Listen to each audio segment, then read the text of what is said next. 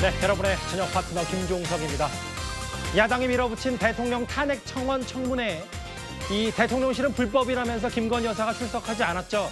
보시는 그대로 야당 의원들은 오늘 오후에 청문회를 멈추고 곧바로 용산 대통령 관저 200m 앞까지 달려가서 김건희 여사 왜 출석 안 하냐 규탄 집회까지 열었습니다. 저희가 이 소식을 하나하나 준비했습니다. 네, 그리고 오늘도 여러분의 댓글 기다립니다. 뉴스탑10 유튜브 생방송에 의미 있는 댓글 남기시면 저희가 소개도 하고 질문도 받아보겠습니다. 멀리 가지 마십시오. 1분 뒤에 바로 돌아옵니다.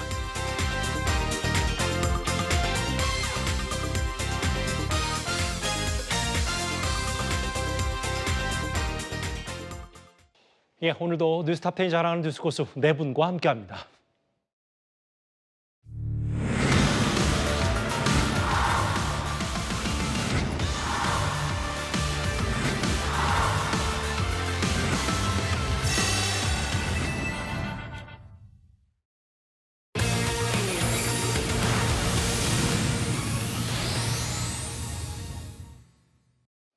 예, 오늘 뉴스탑10은 바로 여기부터입니다.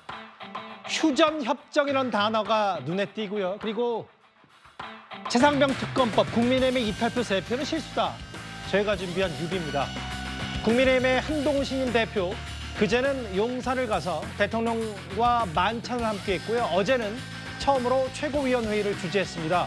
그리고 오늘은 대략 한 6개월 만에 국민의힘의 사무처 당직자들과 만났습니다. 그런데 이 자리에 추경호 원내대표와 정점식 정책위의장도 함께했는데요. 흥미롭습니다. 화면을 바로 만나보겠습니다. 얼마 전에 또 우리 가슴 아픈 일이 있지 않았습니까? 여러분이 노고가 대단히 크신 것. 여러분 입장에서는 평생 직장이시잖아요. 평생 자랑스러운 직장이고 그 과정에서 여러분이 더 발전하시길 바라고 저는 당대표가 있는 동안 그걸 진심으로 지원하겠습니다.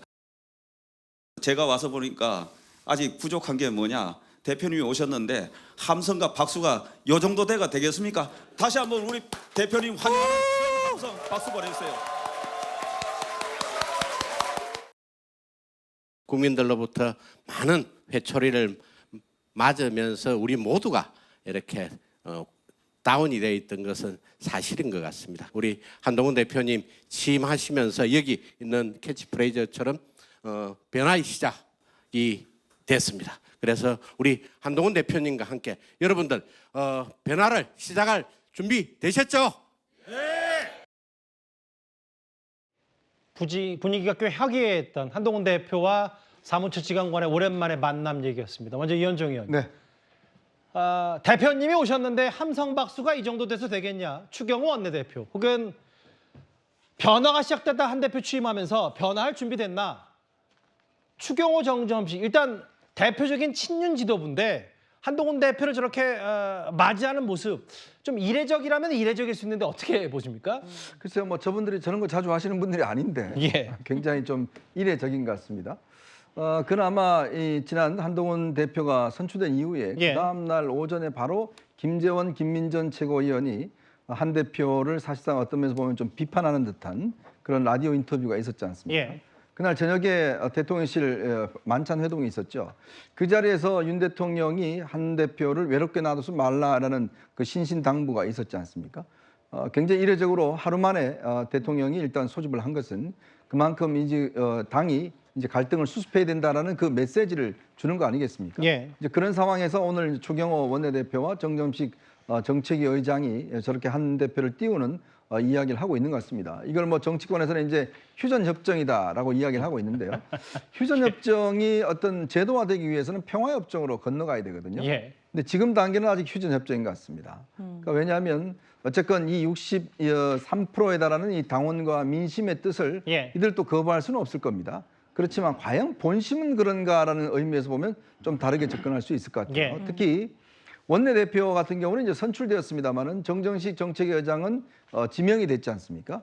그렇기 때문에 본인이 이제 2개월 정도 임기를 했거든요. 예. 근데 이제 지금 보통 이런 정도의 어떤 상황이 되면 당직자들이 일괄 사표를 제출하고 모든 어떤 브랜드를 사실은 이제 새로운 신임 대표에게 맡기는 게 상례인데 예. 그런 움직임이 보이지 않아요.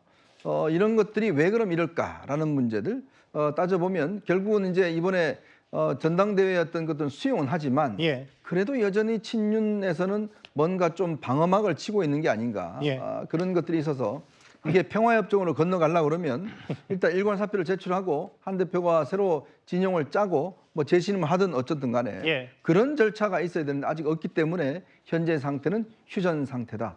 그리고 앞으로 이게 평화협정으로 건너가려면 조금 시간이 필요하겠다라는 전망입니다. 그러니까 단계가 지금 만약에 휴전협정 그리고 평화협정이 있고 누군가가 완벽히 이기는 뭐 이 정도인데 아직 그 완벽히 두 사람, 그러니까 양측 간에 뭐 개파가 있다면 양측 간에 공방이 끝낸 게 아니라 잠시 쉬어가는 이른바 신혼여행 허니문 기간이다 이렇게 판단하시는 거네요. 몇 개의 발화점이 있습니다. 예. 그건 뭐냐면 첫 번째는 아마 정정식 의장의 교체 문제일 겁니다. 자, 그리고 두 번째는 이제 예. 최상병 특검의 문제일 것이고. 예. 자, 이런 것들이 앞으로 있기 때문에 여기가 혹시 발화점이 된다면 휴전 협정은 깨질 수가 있죠. 그 저희가 준비한 이 화면을 다시 볼게요. 눈치 빠르신 분들은 보셨을 거예요. 여기 정점식 정책위의장 위에 돼지꼬리로 해서 바꿀 거냐 말 거냐. 이게 이른바 한동훈 대표가 이른바 장악력을 갖고 시작부터 드라이브를 걸 것이냐 아니냐. 일단 휴전에 친윤의 대표되는 정점식 정책위의장 같이 가면서 뭔가 대통령실과 일단 시작은 같이 할 것이냐. 서정욱 변호 생각은 어떠십니까? 뭐 저는 이제 그 인사를 할 때요. 예. 대탕평이 필요할 때가 있고 또 아니고 이제 그 총사령관한테 힘을 몰아줄 때가 필요할 때가 있습니다. 예. 무슨 말이냐면 이게 그 평시나 예. 또 치세에는 탕평이 필요하죠. 이럴 때는 이게 정정시반도 대탕평이 필요하죠. 예. 근데 지금은 상당히 전시 난세입니다. 예. 제가 보기에 이럴 때는 이게 총사령관 한동훈 대표한테 힘을 실어주는 게 필요하다 이렇게 보이고요. 예. 원래는 이제 그 대표가 바뀌면 재신임, 저도 이게 사표가 필요하다 봐요. 그냥 이게 교체 일방적으로 하는 것보다는 스스로 이제 모든 당직자들 일괄 사표해서 전적으로 이게 신임을 다시 묻는 이게 필요하고요. 특히 정책위 의장은 두 가지 점에 중요한 게 예. 한동훈 대표가 이제 원외 대표잖아요. 예. 그럼 이게 당의 정책에 영향을 주려면 이게 정책위 의장이 호흡이 맞는 분이 좀 필요하거든요. 그 점에서 이제 한 대표가 좀 이게 자기하고 호흡이 맞는 분을 할 수 있는 거고요. 그다음에 또 최고위원회 한 자리가 당연직으로 가지 않습니까? 지명직 한 대표가 지명하죠. 예. 예. 그 점에서도 이제 좀 힘을 실는 게 필요하다. 윤석열 대통령도 이제는 이제 그 원팀 하나다. 또 이게 외롭게 하지 마라. 예. 이게 저는 진심으로 보입니다. 예. 우리 이현종 선배님 말씀 중에 휴전협정, 평화협정 그 사이에 예. 종전선언 예. 따르게 완전히 이제 경선은 끝난 거 아닙니까? 예. 서로 깨끗하게 승복해서 하나가 돼야 된다면 저는 이제 그 사표를 일괄 내는 게 맞다고 봅니다. 정점식 정책위의장이요. 예. 갑자기 선배님은 뭐 옆에 계신 이현정 위원 정도로 예. 하겠습니다. 깜짝 놀랐어요. 이런 거겠죠. 아까 잠깐 화면을 보면 한동훈 대표가 악수하는 모습도 있었어요. 이제 국민의힘 당직자들과 오랜만이잖아요. 옆에 이제 신임 당대표 비서실장인 박정아 비서실장의 모습도 잠깐 보였고 저렇게 악수하는 모습도 있는데 그러면 6개월 전으로 한번 가보겠습니다. 한동훈 당시 비대위원장은 총선을 앞두고 새해 선물로 빨간 운동화를 선물 받았었습니다. 큰 박수 부탁드리겠습니다.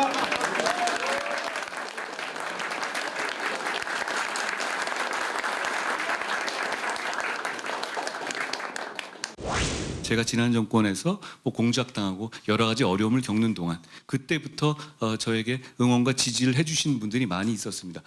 정말 고맙다는 말씀을 드립니다. 갑자기 뭐 무슨 영화제에서 수감하는 것 같은데요. 동료 여러분, 앞으로 100일 동안 잘해봅시다. 어떻게 생각하십니까?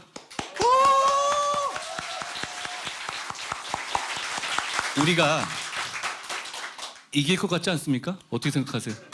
이길 것 같습니다. 저는 그렇게 생각합니다. 동료 여러분, 함께 가면 길이 됩니다.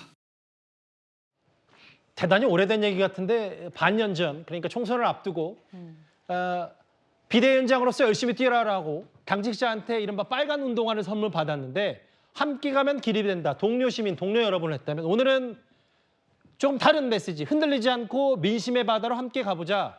어제는 이제 웰빙 정당 없애겠다라고 했다면 민심 얘기, 뭐 당심 얘기 강조했는데 결국 장현주 변호사님 이런 것들이 뭐 민심 당심 60% 이상 득표한 것도 있고 과거에는 지명된 비대위원장이었다면 이제는 선출된 당대표다. 이런 무게감이 좀 다를 수가 있겠습니다. 정말 큰 차이가 있죠. 그리고 저 사진만 보더라도 뭐 제가 그렇게 느껴서 그런지 모르겠지만 오늘 사진이 훨씬 더 여유 있어 보인다라는 생각이 듭니다. 표정에서도 여유가 느껴지는 건 지난 1월에는 지지를 받지 않아서라기보다는 결국 선출직과 임명직의 힘의 차이일 것이다라는 생각이 듭니다.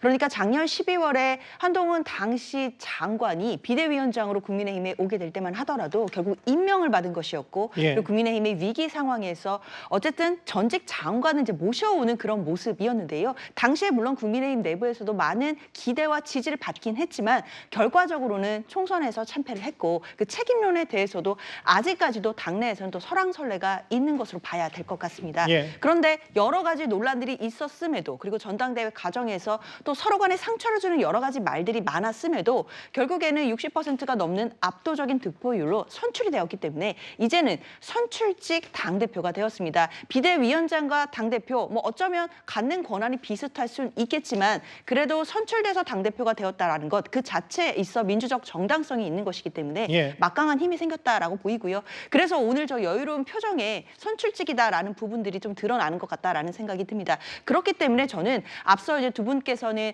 뭐 휴전 협정이다, 뭐 평화 협정이다 이런 말씀 주셨는데 물론 예. 지금으로서는 휴전 협정의 모습도 보이기는 하지만 저는 한동훈 대표가 이 선출직으로 갖는 이 힘을 이용해서 당을 개혁하고 혁신해야 된다라는 생각도 할 것 같기 때문에요. 생각보다 또 나름 공격적으로 그 내부 정리에 나설 수도 있겠다라는 예상도 듭니다. 일단 저 압도적인 득표율을 바탕으로 한 장현주 변호사의 전망은 결국 뭐 이게 휴전, 평화 이것보다는 아예 전쟁에서 이길 수 있는 한동훈 대표가 당 내부를 장악할 수 있다 이런 취지 얘기를 하셨습니다. 그런데 실제로 그제 용산 대통령실에서 있었던 만찬이요. 윤석열 대통령이 이런 말을 했다고 하죠. 한동훈 대표 외롭게 하지 말라.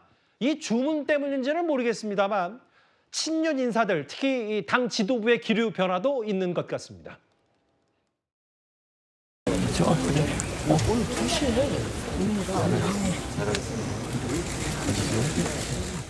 적극적으로 저는 한동훈 대표를 지지합니다. 지지하고 잘 이끌어 나갈 수 있도록 최선을 다해서 도울 겁니다. 뭐 아마 한동훈 대표와 총선 전부터 총선 기간 내내 대척점에 있었던 인물이 바로 친윤 핵심 이철규 의원인데 잘하겠습니다라고 약속했던 의원총회 앞선 모습도 포착이 됐고요. 저 박성훈 비서관님. 여기 인유한 최고위원도 사실은 그 원희룡 후보와 러닝메이트 성격으로 뭐 친윤 쪽이 지지를 받았는데 적극적으로 한동훈 대표를 지지하겠다. 혹은 김민전 최고위원도 앞서는 좀 한동훈 대표와 다른 얘기를 했다가 비공개 최고위원회에서는 한 팀으로 똘똘 뭉치다. 이런 발언들 기류를 어떻게 보십니까? 진짜 한 대표가 주어입니까? 친윤 쪽이 주어입니까? 글쎄요. 제가 봤을 때는 일부 분들은 좀 카멜레온처럼 본인의 태세 전환을 하고 있는 걸로 보이는데 그래도 계속 아마 좀 지켜봐야 될 겁니다. 왜냐하면 한동훈 대표가 선출된 지 얼마 되지도 않아서 뭐 원내의 일은 원내대표에게 주도권이 있는 것이다. 대표가 이래라 저래라 할 일이 아니다. 이런 식으로 견제구를 날린 분들이 꽤 있었고 그 부분에 대해서 아마 심정적으로 동조하는 친윤 의원들 또는 재기의 기회를 발판을 만들고자 하는 의원들이 있을 거기 때문에 아마 한동훈 대표 입장에서는 과연 이게 타협과 포용이 가능한 세력들이냐 이 부분에 대한 상당한 의문이 있을 것으로 보여요. 예. 그래서 결과적으로 지금 사실 뭐 원내대표와 당대표를 갈라치기 하는 발언이라든지 원외 대표라는 점을 지적하면서 어떤 한계를 투영하려고 하는 그런 당내 세력들은 결국 한동훈 대표를 서열 정리하려고 하는 걸로 보여지는데요. 이런 사람들을 대응하기 위해서는 사실 한동훈 대표가 선택할 수 있는 것은 타협과 포용보다는 확실한 정리가 아닐까 싶습니다. 그래서 아마 이렇게 벌써부터 좀 꼬리를 내리고 태세 전환을 하는 분들은 포용하고 갈까 말까를 고민할 수도 있겠지만 그게 아니라 이미 견제구를 날렸거나 견제구를 날릴 것 같이 보이는 그런 세력들은 확실한 정리가 필요하지 않을까. 지금은 허니문처럼 보여도 조만간 피바람이 불 수도 있다. 이렇게 생각합니다. 그 뭐 이철규, 인유한, 김민전, 뭐 한동훈 대표가 가깝기보다는 윤석열 대통령, 뭐 친윤 비한 쪽 아니냐라고 했는데 이런 얘기 있다면 다음 화면을 보겠습니다. 그 아까 서정욱 변호사께서도 이런 얘기를 했잖아요. 그러니까 우리 한동훈 대표 외롭게 만들지 말고 잘 도와줘야 된다. 대통령을 중심으로 잘 뭉치자. 아까 이제 박성민 비서관과 장현주 변호사 얘기는 뭐 휴전이라고 하고 실제로 이 맥주와 제로콜라, 러브샷 한 1, 2주 정도는 좋은 분위기가 연출된다고 하더라도 결국은 대통령과 한동훈 대표 간의 중간중간에 아직 그 갈등의 불씨는 남아있기 때문에 이 부분을 어떻게 판단할지도 좀 궁금하거든요. 그렇죠. 이제 뭐 어느 관계든지 갈등이 없을 수는 저는 없다 봐요. 예. 그렇지만 이제 그 건강한 긴장 관계 이런 말 쓰지 않습니까? 서로 이제 갈등이 있더라도 얼마든지 그 서로 대화하고 소통하면서 풀어 나갈 수 있다 이렇게 봅니다. 예. 누가 뭐래도 이게 두 분은요 결국 이제 운명 공동체가 맞아요. 예. 예를 들어 이제 윤석열 정권이 실패하면 한동훈 대표도 이제 그 차기 정권 재창출 차기 미래가 없잖아요. 예. 윤 대통령이 성공해야만 또 이게 검사 2기 정권도 이게 되는 거지. 따라서 저는 한동훈 대표 입장에서도 이제 그 당연히 협조할 거는 협조하고 또 이게 건강한 긴장 관계라는 게 직언할 거는 또 직언하는 거죠.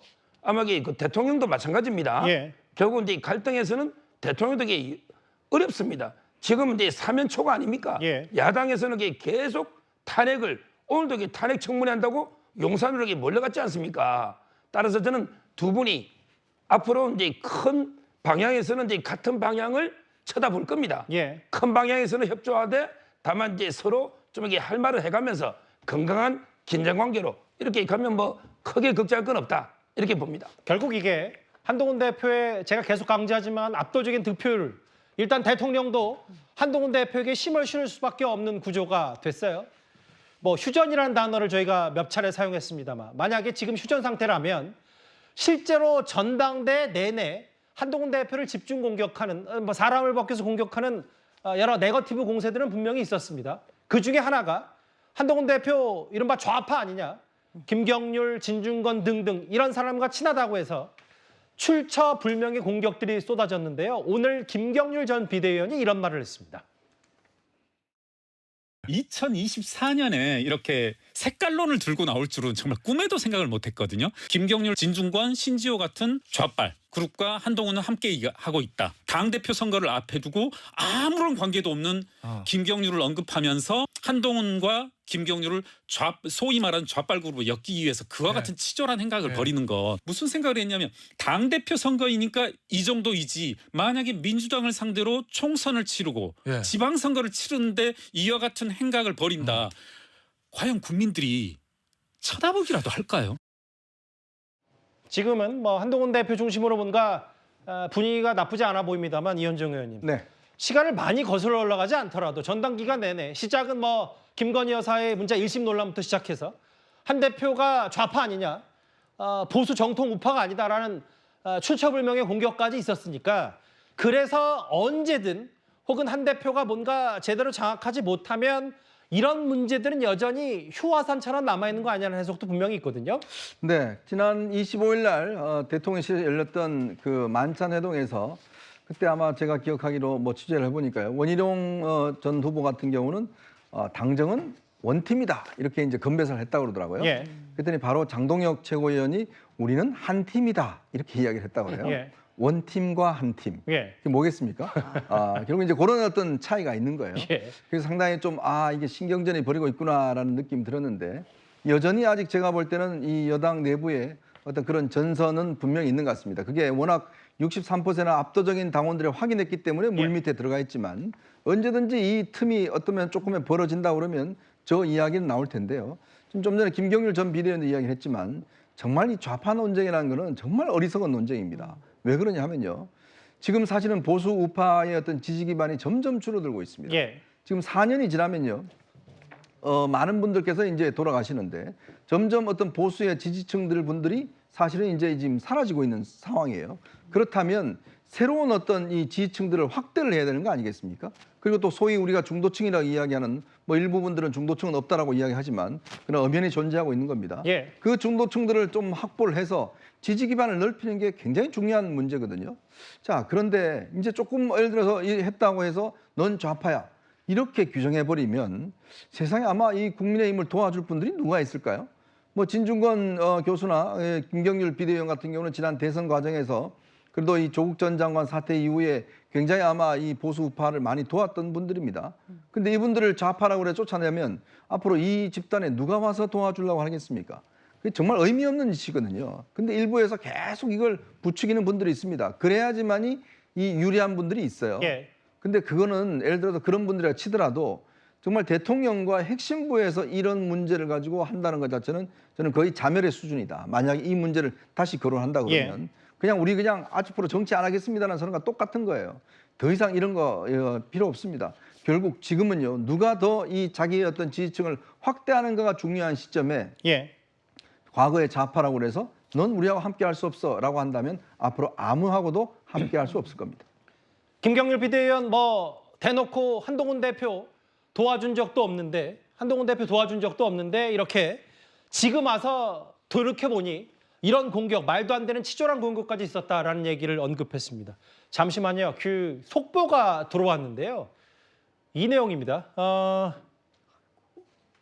아시다시피 지금 전자상거래, 팀원 위메프 본인들이 낸 돈을 제대로 받지 못하면서 지금 이른바 환불 사태, 밤샘 농선 봉사로 찾아가서 저렇게 피해자들이 농성까지 벌이고 있는데 지금 들어오는 얘기에 따르면 팀원 사옥에서 환불을 기다리던 고객이 넘어지기도 했고 실제로 몇 개 더 있나요? 구급차에 실려가는 상황까지 벌어졌습니다. 저기 대략 제가 일부 보도를 통해서 보니까 오늘 뭐 비가 오락가락하고 습도가 엄청 높고 대단히 높고 찜통 더위, 폭염 엄청나게 더운 이 가운데 실제로 2,000명이 넘는 사람들이 지금 팀원, 위메프 각각 본사의 앞에서 내 돈 언제 돌려받을 수 있냐 이러면서 지금 환불 시위, 농성까지 벌하고 있는데 경찰 그리고 119 구급대까지 출동을 한 것 같습니다. 저렇게 휴대전화로 QR코드 사진도 찍고 환불 접수를 받기 위해서 길게 늘어선 줄 지금 날도 덥고 지금 그 피해자들의 막막함, 불쾌감, 걱정, 우려도 극에 달한 상황에서 지금 경찰과 구급대까지 출동할 정도가 됐으니까 일단 저희가 먼저 미리 현장 상황을 만나봤고요. 지금 보시는 자막 그대로 대기 인원이 무려 2,500여 명에 달한다고 하니까요. 팀원 위메프 환불 사태 저희가 준비한 주제가 있기 때문에 그때 대해서 좀 더 구체적인 본사 상황을 짚어볼 기회가 있을 것 같습니다. 먼저 한번 미리 정리를 해봤습니다. 지금 날이 더운데 많이 걱정이 됩니다. 보신 그대로 김경률 전 비대위원 돌이켜보니까 어떻게 이렇게 한동훈 대표, 당시 한동훈 후보를 향해서 전당대회 기간 내내 말도 안 되는 공격이 있었냐라는 취지의 얘기였습니다. 그럼에도요, 현재도 노골적으로 혹은 애둘러서라도 한동훈 대표를 견제하는 목소리는 분명히 있습니다. 바로 들어보겠습니다.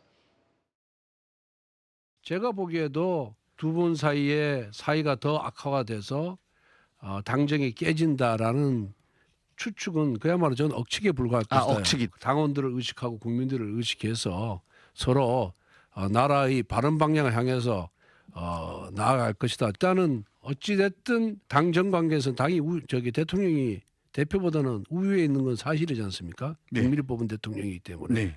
그래서 대표께서 대신 한 대표께서 대통령과 이거는 신뢰관계를 회복하기 위해서 좀 더 많은 노력을 기울일 필요가 있다. 장동혁 최고위원께서 이 3자 특검법이 부결되면 더 이상 논의할 실익이 없다. 네. 장동혁 최고위원도 당연히 이 투톱 체제로 운영되어 온 지난 우리 당의 현재 상황을 잘 아시니까 아마 제3자 추천 방식의 특검법 즉 한동훈 대표께서 전당대회 기간 중에 그 공약했던 내용을 당내에서 갖고 와서 의논을 하게 지금 할 생각이 별로 없는 것 같아요. 그래요. 장윤주 변호사님, 저하고 화면을 같이 보실게요. 권성동 의원, 뭐 친윤계로 알려진 당정 관계에선 대통령이 대표보다는 위다. 뭐 어찌 보면 원론적인 얘기긴 합니다만 현재 상황에서는 또 여러 정책 해석을 나올 수도 있고 또 하나 최고위원회 이번에 당선된 김재현 최고위원은 뭐라 그랬냐면 그 한동훈 대표가 전당대회 기간에 얘기했던 공약을 뭐 의논할 생각이 없는 것 같다라는 견제, 이런저런 견제들을 어떻게 보셨어요? 확실한 견제 이야기로 들리기는 합니다. 물론 이제 권성동 의원이 하는 이야기, 그러니까 당정 관계에서 대통령이 당대표보다 우위에 있는 것 아니겠느냐 생각해 본다면 대통령이 국가 원수이고 행정부의 수반이고 의전 서열도 당연히 1위이기 때문에 대통령이 집권 여당의 당대표보다 우위에 있다라는 부분은 또 원론적으로 맞는 이야기로 들리긴 합니다. 그러나 이 발언 자체가 논란이 되고 또 한동훈 대표 측 입장에서는 또 여러 가지 생각을 할 수밖에 없는 지점이 앞에 당정 관계라는 말이 붙거든요. 당정 관계에서는 대통령이 우위다. 글쎄요, 이번 총선 참패의 원인 중에 하나가 수직적 당정 관계. 결국 그러니까 대통령실에게 쓴소리를 해야 될 때는 쓴소리도 해야 되는 것인데 집권 여당으로서 그런 책임을 다하지 못하고 대통령실에 끌려다닌 것 아니겠느냐. 이것 또한 참패의 원인이기도 했습니다. 그렇기 때문에 이번 전당대회에서도 과연 수직적인 당정 관계를 어떻게 극복하고 건강한 당정 관계로 나아가게 될 것인지 이런 부분에 대해서 당원들이 고심이 많았다고 생각이 들고요. 예. 그런 부분에 있어서 아마 한동훈 대표가 보다 그런 관계 설정을 잘할 거라는 기대 때문에 저는 압도적인 득표가 나왔다고 생각이 들거든요. 예. 그렇기 때문에 지금은 대통령이 당대표보다 우위다 이런 이야기가 나오는 것이 중요한 것이 아니고 집권 여당은 책임 있는 집권 여당으로서 역할을 하면 되는 것이고 또 정부는 정부의 역할을 하면 될 테니까 그런 부분을 강조하면서 한동훈 대표에 대해서도 과연 지금 현재 국민의힘이 위기 상황이다라는 말들이 많이 나오는데 그런 부분들을 어떻게 바꿔나갈지 예. 내부적으로 어떻게 화합해 나갈지 이런 부분에 대해서 질문을 하고 더 함께 고민하고 이런 모습들이 나와야 되는 것 아닌가 생각됩니다. 친윤계를 분류했던 인요한, 김민전 두 최고위원은 이제 다시 조금 뉘앙스가 달라져서 한동훈 대표에게 우호적인 메시지를 초반엔 내고 있는데 앞서 잠깐 자막으로 지나갔던 김재현 최고위원 얘기는 한동훈 대표가 전당대회 때 공약으로 내세웠던 걸 지금 왜 당내에서 의논할 생각이 없는 것 같다라는 취지 얘기. 시작부터 김재현 의원은 좀 견제 목소리가 있는 것 같은데요. 화면이 바뀌었고요. 이건 이현정 의원께 질문 드릴게요, 이 의원님. 네. 혹시 실제로 진짜로 주윤야한이라는 말을 들어보신 적 있어요? 이거는요, 언제든지 이런 일이 많이 있습니다. 왜냐하면 사실은 이제 현실적으로 이렇게 될 수밖에 없는 이유가 뭐냐면 예. 자, 일단 지금 윤 대통령의 어떤 선거에 영향을 미칠 수 있는 선거는 끝났습니다. 예. 국회의원들에게. 왜냐하면 이제 22대 국회는 이미 구성이 됐기 때문에 23대는 새로운 대통령 아니면 새로운 대표가 일단 맡게 되는 거죠. 그러니까 의원들 입장에서는 더 이상 예를 들어서 용산의 어떤 눈치를 봐야 될 수는 없습니다. 그렇지만 또 현직 대통령에서 가지고 있는 여러 가지 권한과 여러 가지 있기 때문에 사실은 대통령에 대해서 어떤 공개적으로 반발한다든지 이렇게 하기는 꽤 어렵겠죠. 예. 그렇지만 또 한편으로 보면 지금 앞으로 그러면 한동훈 체제가 이제 앞으로 순탄하게 간다 그러면 앞으로 본인들의 어떤 공천 등등 영향 미칠 사람은 한동훈 대표가 될 수가 있고 만약에 예. 나중에 대선 후보가 된다면 더 그럴 수가 있지 않겠습니까? 예. 그러니까 지금 이 의외로 지금 국민의힘이 솔직히 몇 명 빼고는 조용하잖아요. 그 이유가 뭐겠습니까? 예. 결국은 이제 주윤 야한 하고 있다. 예. 이렇게밖에 볼 수가 없는 거죠. 그러니까 사실은요 국회의원들은 딴 건 모르겠지만 눈치는 참 빠릅니다 이분들. 굉장히 또 이 당내 정치에서는 굉장히 능한 분들이 국민의힘 의원들. 결국 대세가 어딘지를 잘 판단한다는 그렇죠. 말씀이신가요? 아주 이 바람에 불기도 전에 눕는 분들이 꽤 있습니다. 바람에 냄새만 맡아도 눕는 분들이 꽤 있거든요. 예. 그게 아주 능한 분들이 계시기 때문에 그래서 한동훈 대표가 제가 볼 때는 어떤 공개적인 큰 반발 그거는 없을 것이라고 보는 게 예. 저 김재원 최고 같은 경우는 본인이 워낙 그동안 최고위원 하면서 계속 저래왔기 때문에 저런 게 본인의 스타일인지 모르겠지만 아마 나머지 분들 같은 경우는 예. 한동훈 대표 체제에 대해서 어떤 면에서 당분간은 반기를 들기는 굉장히 어려울 겁니다. 저래왔다는 걸 제가 순화한다면 당대표와는 좀 이견이 있었던 것들이 2년 전 이준석 대표 시절 이렇게 있었기 때문에 그 말씀하신 것 같고요. 주윤야한. 낮에는 윤 대통령 따르고 공식적으로는 그렇지만 밤에는 또 한동훈 대표에게 우호적인 얘기. 이건 그냥 온라인에 떠도는 얘기인데 실제로 그런 분위기가 있다는 얘기를 참고로 말씀드립니다. 그리고요. 어제 한동훈 대표로서는 첫 번째 관문이라 할 수 있었던 국회 본회의 모습. 그러니까 최상병 특검법이 국회로 돌아와서 결국 폐기가 됐습니다. 어제 국민의힘에서 4명의 이탈표가 나온 걸 두고 단일 대화가 무너졌다고 지적하니까 한동훈 대표가 이렇게 반응을 보였습니다. 첫 출발부터 용산 해바라기, 대통령 부부 허수아비를 자처하는 것을 보니 한동훈 체제의 싹수도 놀았습니다. 민주당은 보다 강화된 해병대원 특검법을 즉각 발의하겠습니다.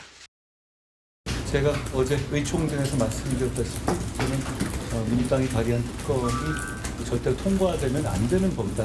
우리 의원들이 단결해서 그걸 막아낸 것이다. 그렇게 평가합니다. 되게 꿈이 소박하시네요.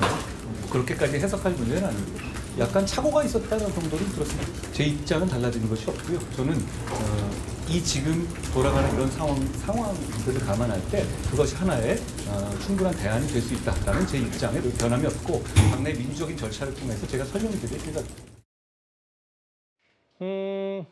한동훈 대표가 뭐 원래 108석 8표 똘똘 뭉쳐서 이거 민주당 강행 처리 막아내자라고 어제 의원총회에서 얘기했는데 찬성, 그러니까 정확히는 반대가 104표였고 그러면 이탈표가 안철수 의원 빼면 적어도 3표 아니냐라고 했는데 박성미 비서관님, 그 한동훈 대표는 착오라고 했고 국민의힘 사람들은 이게 똘똘 뭉친 단일도가 똘똘 뭉친 게 끊어진 게 아니라 실수라는 표현을 썼어요. 근데 저는 사실 이게 실수를 할 만한 건인지가 좀 이해가 안 되는 게 지금 국민의힘 관계자들이 하는 얘기를 보면 한 분은 뭐 한자를 잘못 썼다 그러고 그다음에 또 그 일부 익명의 관계자는 이렇게도 얘기하더라고요. 특검법 제2건 이 안건을 보고 나서 제2에 찬성한다라는 의미로 가결표를 던졌다. 그러니까 잘못 그거를 해석해서 가결표를 던졌다 이렇게 얘기를 하는 건데 이게 약간 기본적인 내용 파악도 안 된 거 아닌가라는 생각이 들어서 이게 뭐 실수다, 뭐 이탈은 아니다 이렇게 막기에는 어쨌든 기본적인 실수들이 이렇게 나오는 것 자체가 이 기본적인 소양을 좀 의심케 하는 문제가 있는 것 같고요.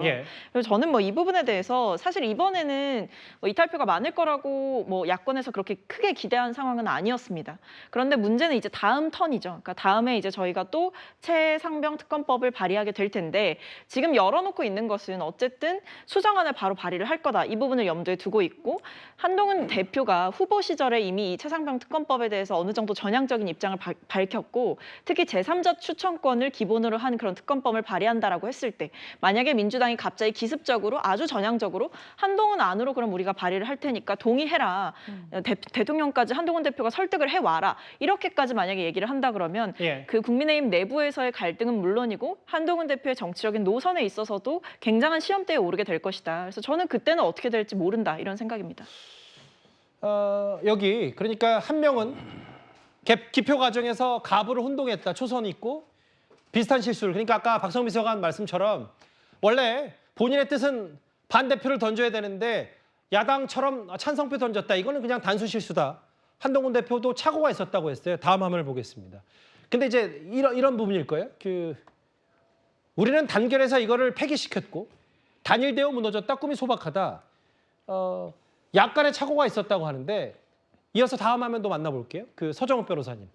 사실 전당대회 본인이 출사표 던진 시점에 한동훈 대표가 핵심적으로 얘기했던 게 이른바 최상병 특검법 제3자 중지안 수정안이었는데 측근인 장동혁 최고위원이 제3자 특검에 대한 논의를 굳이 이어갈 실익은 없다. 개인 의견임을 전제하면서도 이런 얘기를 했는데 이걸 두고 한동훈 대표가 한 발 물러선 거냐 아니냐 이런 얘기들이 좀 있어요. 일단 먼저 이제 이탈표 있잖아요. 그거는 이제 3분의 2가 찬성을 해야 되잖아요. 따라서 이제 무효표가 나온 거 있죠. 무효표는 이제 저는 이탈표를 아니라 봅니다. 어차피 이게 무효나 반대나 이게 똑같은 거 아닙니까? 따라서 저는 3명이 이탈했다 보고요. 그 중에 안철수 의원은 이제 본인이 뭐 밝혔으니까 2명 정도가 이탈을 했을 수가 있다. 그런데 이걸 실수를 무조건 아니라고 보기도 어려워요. 왜냐하면 이게 초선들이 긴장해서 투표하다 보면요.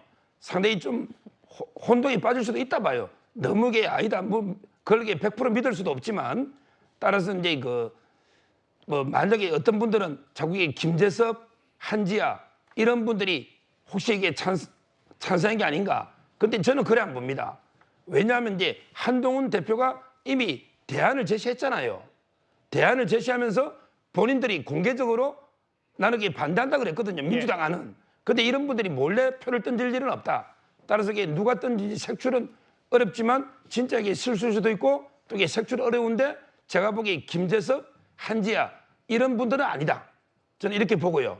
그다음에 두 번째 질문하신 거는 지금 이제 이재명 전 대표죠. 이재명 대표가 이제 안 하겠다 했잖아요. 한동훈 제3자. 대표의 제3자 특검, 최상병 특검에 대해서 거부 의사를 밝혔죠. 이재명 전 대표. 그렇죠. 근데 굳이 미리 우리 국민의힘에서 미리 이렇게 발의할 필요는 없다. 저는 전략적으로 이게 지켜보면 된다 봐요. 예. 민주당하고 뭐 민주당에서 그걸 받겠다고 협의가 들어오거나 아니면 이게 발의하면 몰라도 먼저 국민의힘이 특검법 발의할 이유는 없다. 예. 지금 이게 전략적으로 지켜보면 된다 봐요. 알겠습니다. 뭐 최상병 특검법 이탈표에 대한 얘기 함께 오늘 이른바 한동훈 대표를 중심으로 한 이제 신주류와 기존 친윤 간의 얘기, 여전히 물밑에서는 신경전과 기싸움이 있지 않냐, 휴전 상태 이런 얘기까지 저희가 국민의힘 내부 사정을 하나하나 짚어봤습니다. 다음 주에는 오늘 국회로 한번 가보겠습니다.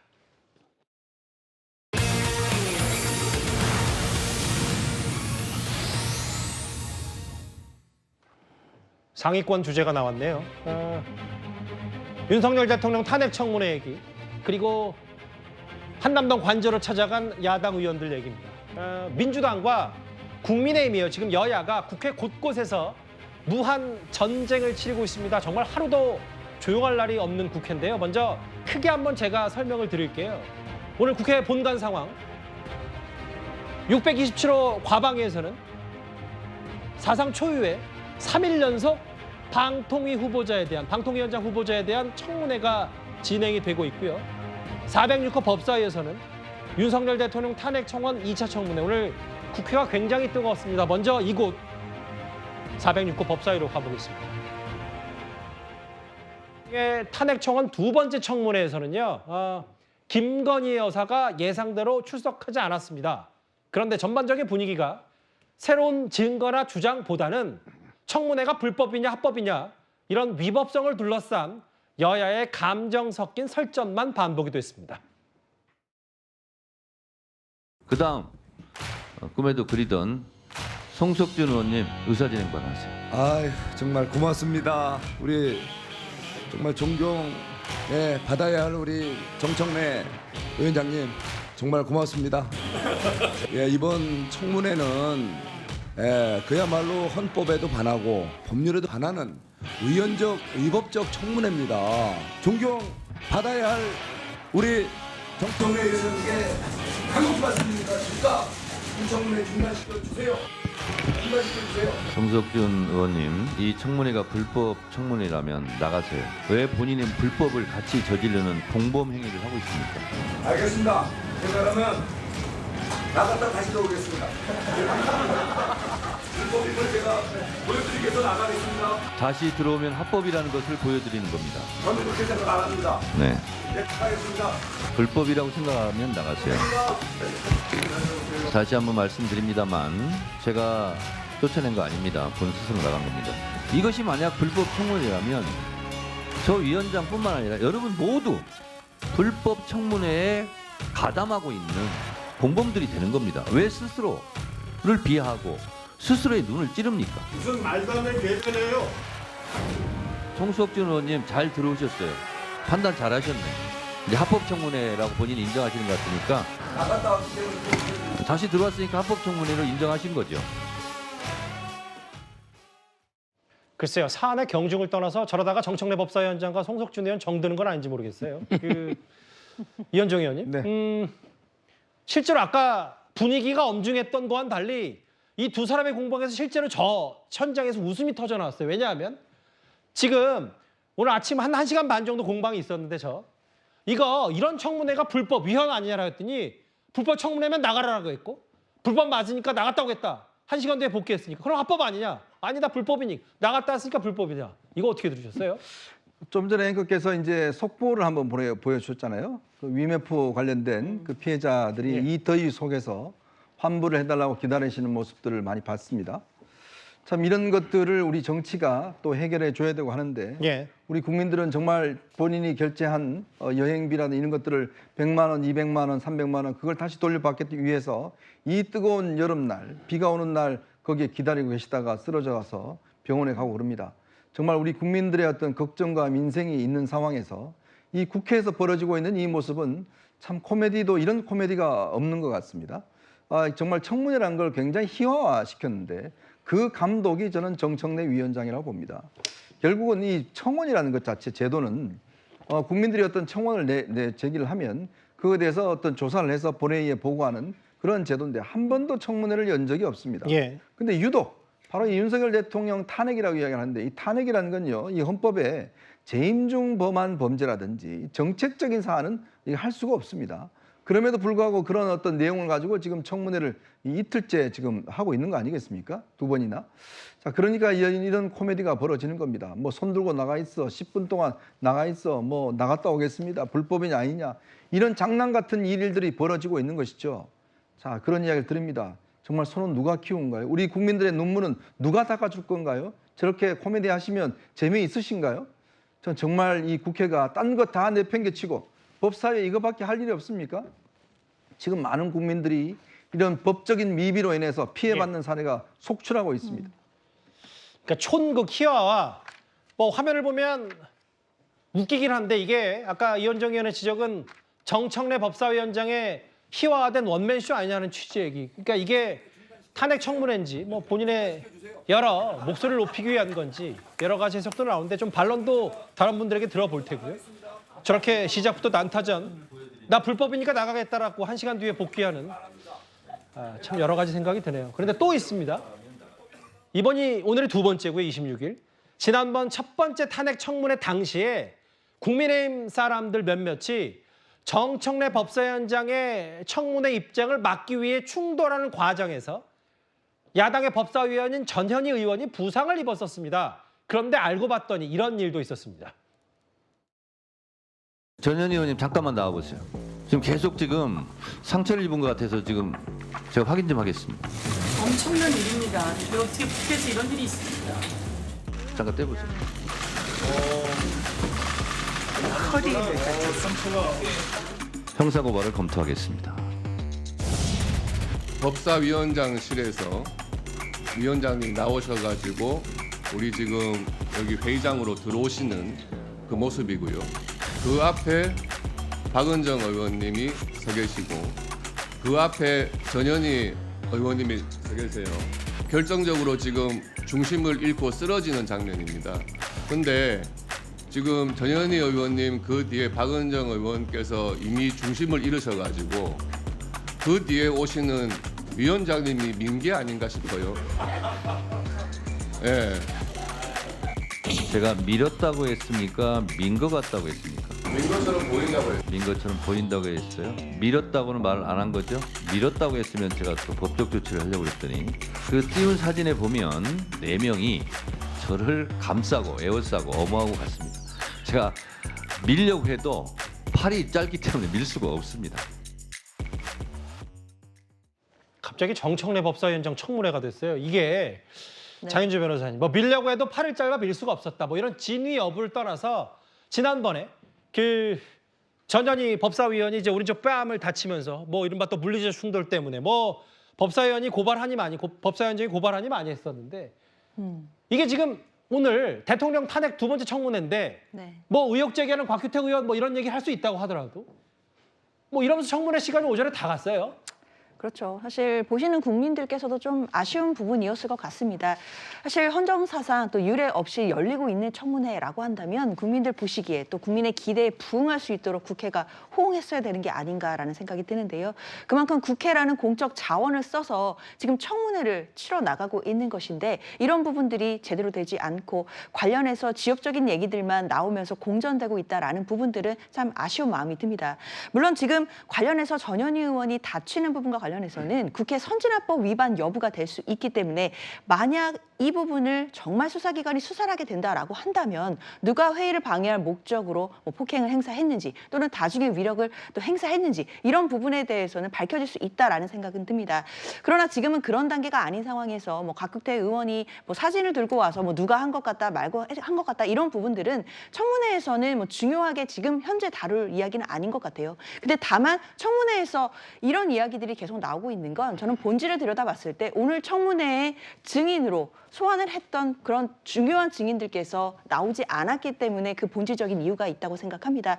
뭐 김건희 여사나 그리고 최은순 씨 같은 경우 그리고 이원석 총장도 다 아무도 주요 증인들이 지금 나오지 않은 상황이기 때문에 예. 청문회에서 사실은 물어볼 게 별로 없지 않았나라는 아쉬움이 들고요.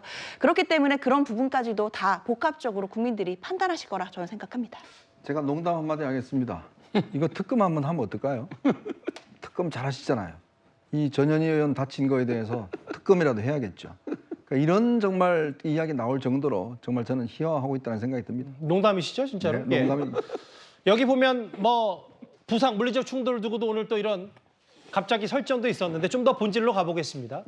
오늘 윤 대통령 탄핵 청문회 증인으로 채택된 사람들이 24명입니다.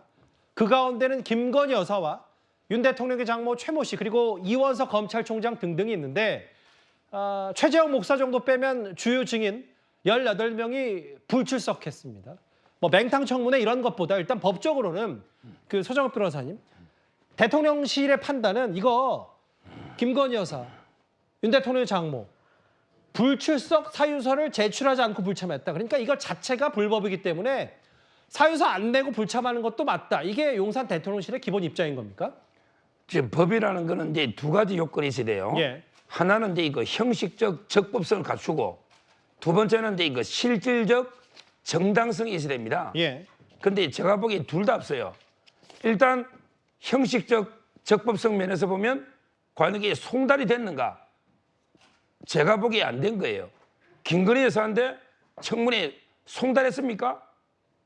청와대에 몸싸움하다가 뭐 길바닥이 떨어지는지 모르겠는데 정당하게 송달받을 수 있는 사람한테 송달이 안 됐잖아요. 따라서 송달이 안 되면 이게 아무 효력이 없는데 불출석 사유서 내는 게 더 이상하죠. 따라서 형식적으로 이게 적법성이 전혀 없다. 그다음에 두 번째 더 중요한 거는요. 과연 이게 청문회가 실질적인 정당성이 있는가? 아니 김건희 여사나 최은순 여사가 만에 하나게 주가 조작이 있다 한들 이게 탄핵 사유하고 무슨 관계가 있습니까? 아무 관계도 없잖아요. 이미 결혼도 하기 전에 오래전에 공소시효도 다 지난 이게 탄핵하고 전혀 무관한데 이걸 탄핵 청문회에서 조사를 하겠다. 이거야말로 정당성이 전혀 없는 저는 위헌적인 이런 원천무효의 청문회다. 그러니까 당연히 불출석 사유서 낼 이유가 없다. 예. 인정할 이유가 없기 때문에 이 두 가지를 말씀드리고요. 예. 지금 이제 이 모든 두 번에 걸친 청문회 있죠. 이게 결국은 이재명 조국 대표를 방탄하기 위한 저는 이게 방탄의 청문회라 봅니다. 이런 식으로 이게 윤석열 대통령 탄핵이나 정권 흔들어서 본인들에게 좀 이게 사법 리스크를 돌파해 버리는 예. 이런 게 방탄이에요. 이제라도 이게 좀 이런 거 쇼 좀 그만둬야 된다. 이렇게 저는 봅니다. 그 이제 증인석에 김건희 여사는 당연히 뭐 예상대로 불출석을 했고 여기 보면 반면 야당은 김건희 여사 등을 이제 무단 불출석에 죄 반드시 묻겠다라고 했는데 일단 핵심 증인들 거의 뭐 3분의 2가 나오지 않았기 때문에 청문회 자체에 대한 무용론 이런 것도 분명히 여당 쪽에선 제기한 듯합니다. 불법 떠나서. 그런데 오늘 오후에는 이런 일이 있었습니다. 오늘 청문회에 참석한 야당의 법사위원들이 청문회를 멈추고 정회시키고 용산 대통령실 관저 인근까지 찾아갔습니다. 지금 버스가 한 10대 이상, 경력 또한 200명 이상 동원이 된 것 같은데요. 아니 저희 기자회견만 하고 둘러싸지 마세요. 둘러싸지 마세요. 뭐 하는 거예요 지금? 국회의원들이 와서 기자회견하고 가겠다는데 지금 뭐 하는 거예요 지금? 왜 둘러싸? 누구 지시 받고 왔어요 이게 지금? 출석 촉구만 하고 기자회견 한 다음에 돌아갈 예정인데 이렇게 또 꽁꽁 바리케이트 하고 이게 뭐 하는 겁니까? 아니 왜 경찰들이 자기 소속도 못 밝히고 이건 공무집행이 아니라 그냥 깡패짓입니다. 어디서 이렇게 깡패짓을 하는 겁니까? 윤석열 대통령은 관저 앞에서 국회의원들이 증인 출석을 요구할 기자회견을 막을 권한이 없습니다. 그 권한이 없음에도 불구하고 경찰을 동원해서 이렇게 막는다면 그것은 월권 행위입니다. 법률 위반입니다. 정말 가슴이 찢어질 듯합니다. 하늘도 그걸 아는지 갑자기 비가 내리고 있습니다. 우리나라가 언제부터 이렇게 국민 무시 국가가 되었습니까? 김건희 증인은 오후 청문회 반드시 출석하라. 출석하라! 출석하라! 출석하라! 국민의 명령이다. 김건희는 출석하라. 출석하라! 출석하라! 출석하라! 앞서는 화면에서는 비가 안 왔었잖아요. 그러다가 지금 방금 전에 보셨던 폭우, 오늘 비가 오락가락했기 때문에 폭우 속에서도 저렇게 대통령 관저 200m 앞까지 접근을 했던 야당의 법사위원들, 이 과정에서 경찰과 경호인력들이 그걸 막아서니까 항의하면서 저렇게 충돌이 빚어지기도 했습니다. 아예 보니까 박성미 비서관님, 청문회를 정회시키고 멈추고 김건희 여사가 있는 것으로 보이는 관저까지 갔다. 글쎄 이게 뭐 본인들은 김 여사 출석하라는 메시지도 있지만 너무 정치적 구호 아니냐라는 뭐 비판도 여당에서 있는 모양입니다. 근데 뭐 이제 정치인들이니까 이제 정치적으로 의사표시를 할 수가 있는 거죠. 그리고 앞에서도 앵커님께서 말씀을 해주셨는데 사실 민주당이 출석 요청을 했던 주요 증인들은 불출석을 대부분 했기 때문에 청문회 자체가 굉장히 반쪽짜리로 진행이 됐다 이렇게 볼 수밖에 없습니다. 그래서 지금 뭐 김건희 여사 특검법 관련한 청문회가 열리게 되면 그때 또 다시 김건희 여사 최은순 씨를 다시 증인으로 채택을 하겠다 이런 입장까지도 정청래 법사위원장이 강경하게 밝힌 상황이라서요. 이 부분과 관련해서는 대치가 앞으로도 더 이어질 것 같고 오늘 저런 기자회견의 의미에 대해서는 저는 이렇게 말씀드리고 싶어요. 지금 최근에 김건희 여사가 제3의 장소에서 검찰과 비공개로 그렇게 조사를 받은 것을 두고 좀 여진이 있지 않습니까? 국민들이 봤을 때는 김건희 여사가 법 위에 있는 성역이냐 이런 비판을 하실 수밖에 없는 상황이기 때문에 김건희 여사의 최근 그 검찰 조사를 두고 누가 어떤 진상이 제대로 밝혀졌다 또는 공정하고 좀 정의로운 조사가 이루어졌다 이렇게 보겠습니까? 사실상 면피성 조사가 이루어졌고 김건희 여사 맞춤형 출정 조사가 이루어졌다 이렇게 보고 있는 상황이다 보니까 오히려 이렇게 불출석할 것이 아니라 이런 방식으로 그냥 묵묵부답할 것이 아니라 국민들 앞에 나와서 제대로 의혹을 밝히는 게 맞지 않았겠느냐 이런 생각입니다.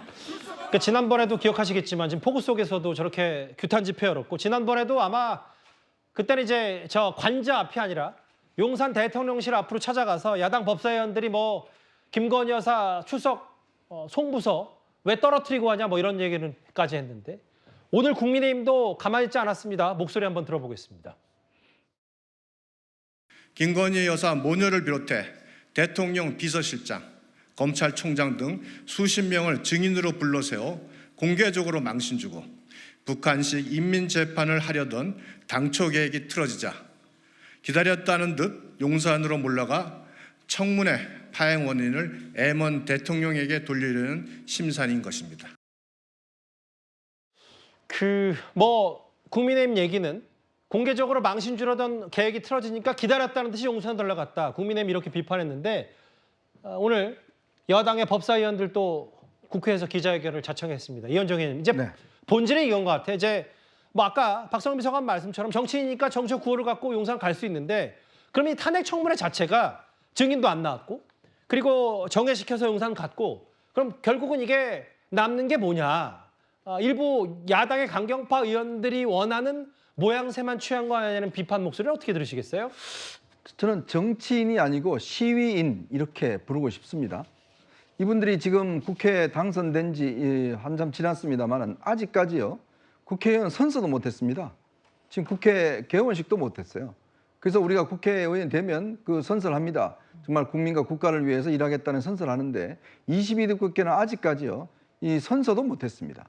자, 그런데 이 국회의원 되고 나서부터 여기 초선분들 많이 보이시는데 매일 한 일이 뭐냐면 저렇게 시위하는 것만 했거든요. 프랭카드 들고 구호 외치고 오로지 이 문제만 최상병 특검, 김건희 특검 여기만 했습니다.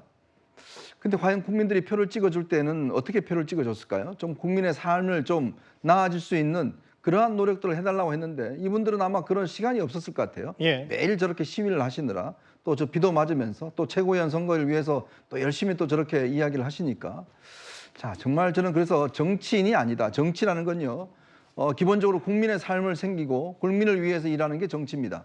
근데 이분들이 지금 하고 있는 것은 시위일 따름입니다. 정말 제발 정치인으로 좀 돌아오시기를 바라겠습니다. 근데 이제 오늘 아까 제가 언급했던 대로 그 24명 중에 18명이 불출석했고 맹탕 청문회 아니냐. 알맹이가 빠진 탄핵 청문회 아니냐라는 취지 얘기를 했는데 근데 오늘 최재형 목사는 출석을 했어요. 저 서정욱 변호사님. 아예 이번에는 김건희 여사가 이런 명품백 수수 의혹 말고도 한동훈 대표와 고위직 인사를 조율했다 이런 주장을 했는데 글쎄요. 탄핵 청문회에서 저렇게 얘기할 정도면 근거가 있는 얘기인지 저는 그걸 좀 묻고 싶거든요. 지금 이제 뭐 계속 전체 카톡 있잖아요. 아마 이제 그 김건희 여사하고 최재형 목사 전체 카톡이 공개되고 있는데 아직은 이제 제가 내용을 본 적이 없어요. 이런 식으로 주장만 할 것이 아니고 내려면 그 객관적인 증거를 제시해야 된다. 예. 뭐 앞으로 지켜봐야 되겠죠. 그런데 현재까지 제가 보는 게 카톡에 공개된 내용에는 이제 저런 게 없거든요.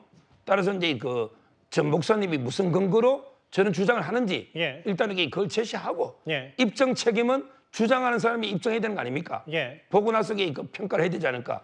근데 저 상식적으로는 뭐 그렇게까지 했을까? 이런 그 의심은 듭니다. 만약에 탄핵 청문회에서 증언할 때 저렇게 증인 선서까지 하는데 위증에 대한 부분도 문제 삼을 수 있는 거예요. 예를 들면 서정욱 변호사 말씀이 맞다면? 그렇죠. 아마 이제 다 선서하면 뭐 법정이나 그다음에 국회나 다 위정되니까 어떤 근거를 제시할지 한번 봐야 됩니다. 사실은 굳이 저 얘기 장현주 변호사님. 네.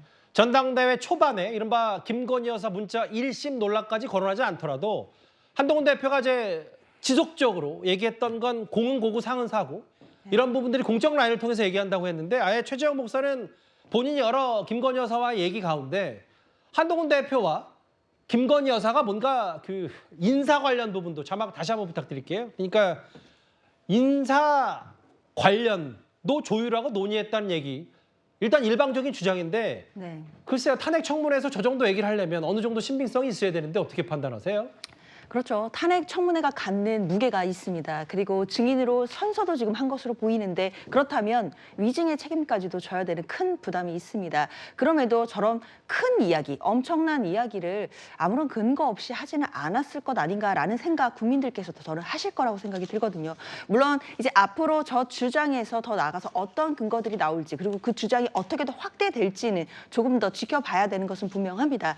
다만 한동훈 전 장관 시절에는 그 법무부 장관이 인사정보관리단을 그 총책임하는 그 법무부에 그런 부분들이 있었기 때문에 인사검증 업무도 법무부의 일환이 돼 있었다는 점을 기억하실 겁니다. 그렇다라고 한다면 혹시라도 김건희 여사가 어떤 그런 고위급 인사들과 관련해서 한동훈 당시 장관과 의논한 바가 있었던 것은 아닌지 이런 부분에 대해서 조금 더 들여다봐야겠다는 생각이 들고요. 예. 지금 뭐 청문회 과정에서 최재형 목사는 아마 이 부분을 뭐 언론사에 제보를 했다라는 취지의 지금 이야기를 하고 있기 때문에 혹시라도 후속 보도가 나오게 될지 또는 그 근거들이 또 공개되게 될지 이런 부분들도 눈여겨봐야겠습니다. 그 최재형 목사는 아시는 대로 이제 명품백 수수 의혹의 핵심 당사자 중에 하나고 이걸 여당에서는 몰카 함정 공작 취재다라고 얘기를 하고 있는데 한동훈 대표는 사실관계가 틀린 부분, 팩트가 아닌 부분에서는 분명히 이의제기뿐만 아니라 반론 혹은 더 나아가서 법적 대응까지 검토하고 뭐 이런 부분들이 종종 있기 때문에 한동훈 대표가 뭐 이런 무차별 말도 안 되는 의혹 제기에 답을 할지 안 할지는 저도 잘 모르겠습니다만 최재형 목사가 오늘 저렇게 두 번째 탄핵 청문회 주장을 했기 때문에 한동훈 대표 입장도 나오면 저희가 실시간으로 반영해서 말씀을 드리도록 하겠습니다. 알겠습니다. 오늘 참 많은 얘기가 나왔는데 다만 정회를 시키고 야당의 법사위원들은 대통령실 관저 200m 근처까지 가서 김건희 여사 출석해라 나와라 규탄 집회까지 열었습니다. 다음 주제 그런데 오늘 국회에서 벌어진 또 다른 일이 있습니다. 다음 주제에서 바로 만나보겠습니다.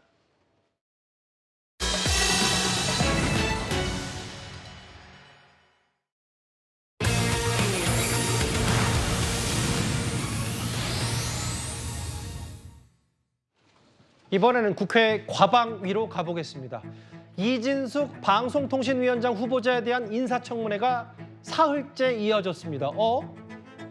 보통 이틀 아니야라고 궁금해하신 분들이 많으실 텐데 어제 민주당이요. 이진숙 후보자의 자료 제출이 미비하다면서 11시 50분쯤인가요? 자정 전에 청문회 하루 더 해야 된다. 연장을 했기 때문입니다. 이분은 일본 정부 대변인 같은 뇌구조를 그리고 극우적 뇌구조를 가지고 있다고 판단이 되고 정말 깜짝 놀랐습니다.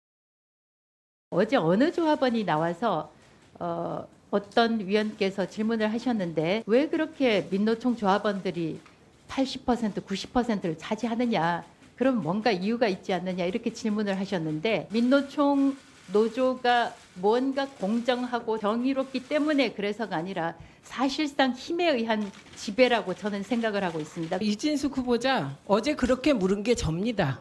그래서 제가 신상 발언을 좀 하겠습니다. 제가 살다 저런 궤변은 처음 들어봅니다. 사내에서 일어난 일에 정치보복이라는 단어를 쓰는 것은 후보자의 뇌구조에 문제가 있다고 저는 생각합니다. 저의 잠깐만요. 뇌구조에 대해서 말씀하신 부분에 대해서 사과를 원합니다. 왜요? 뇌구조가 이상하다고 생각한다는 게 뇌구조가 사과의 아닙니다. 뇌구조가 이상하다는 자, 게 저는 어떤 여기까지이고요. 뜻이죠? 다음으로 저의 뇌구조에는 이정현 이상이 없습니다. 위원님, 저의 뇌구조에 여기까지 하시고요. 어떤 저 이상이 마이크 있습니까?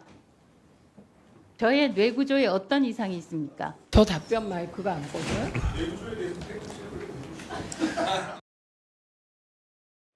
앞서 보신 뭐 탄핵 윤 대통령 탄핵 입법 청문회든 혹은 뭐 탄핵 청문회든 청원 청문회든 방통위원장 후보자 청문회든 참 굳이 뭐 논평할 이유가 있을까 싶을 정도로 여러 가지 지금 뭐 뇌구조 얘기 공방까지 있는데 근데 본론은 이런 것 같아요. 저 구재영 차장님. 네.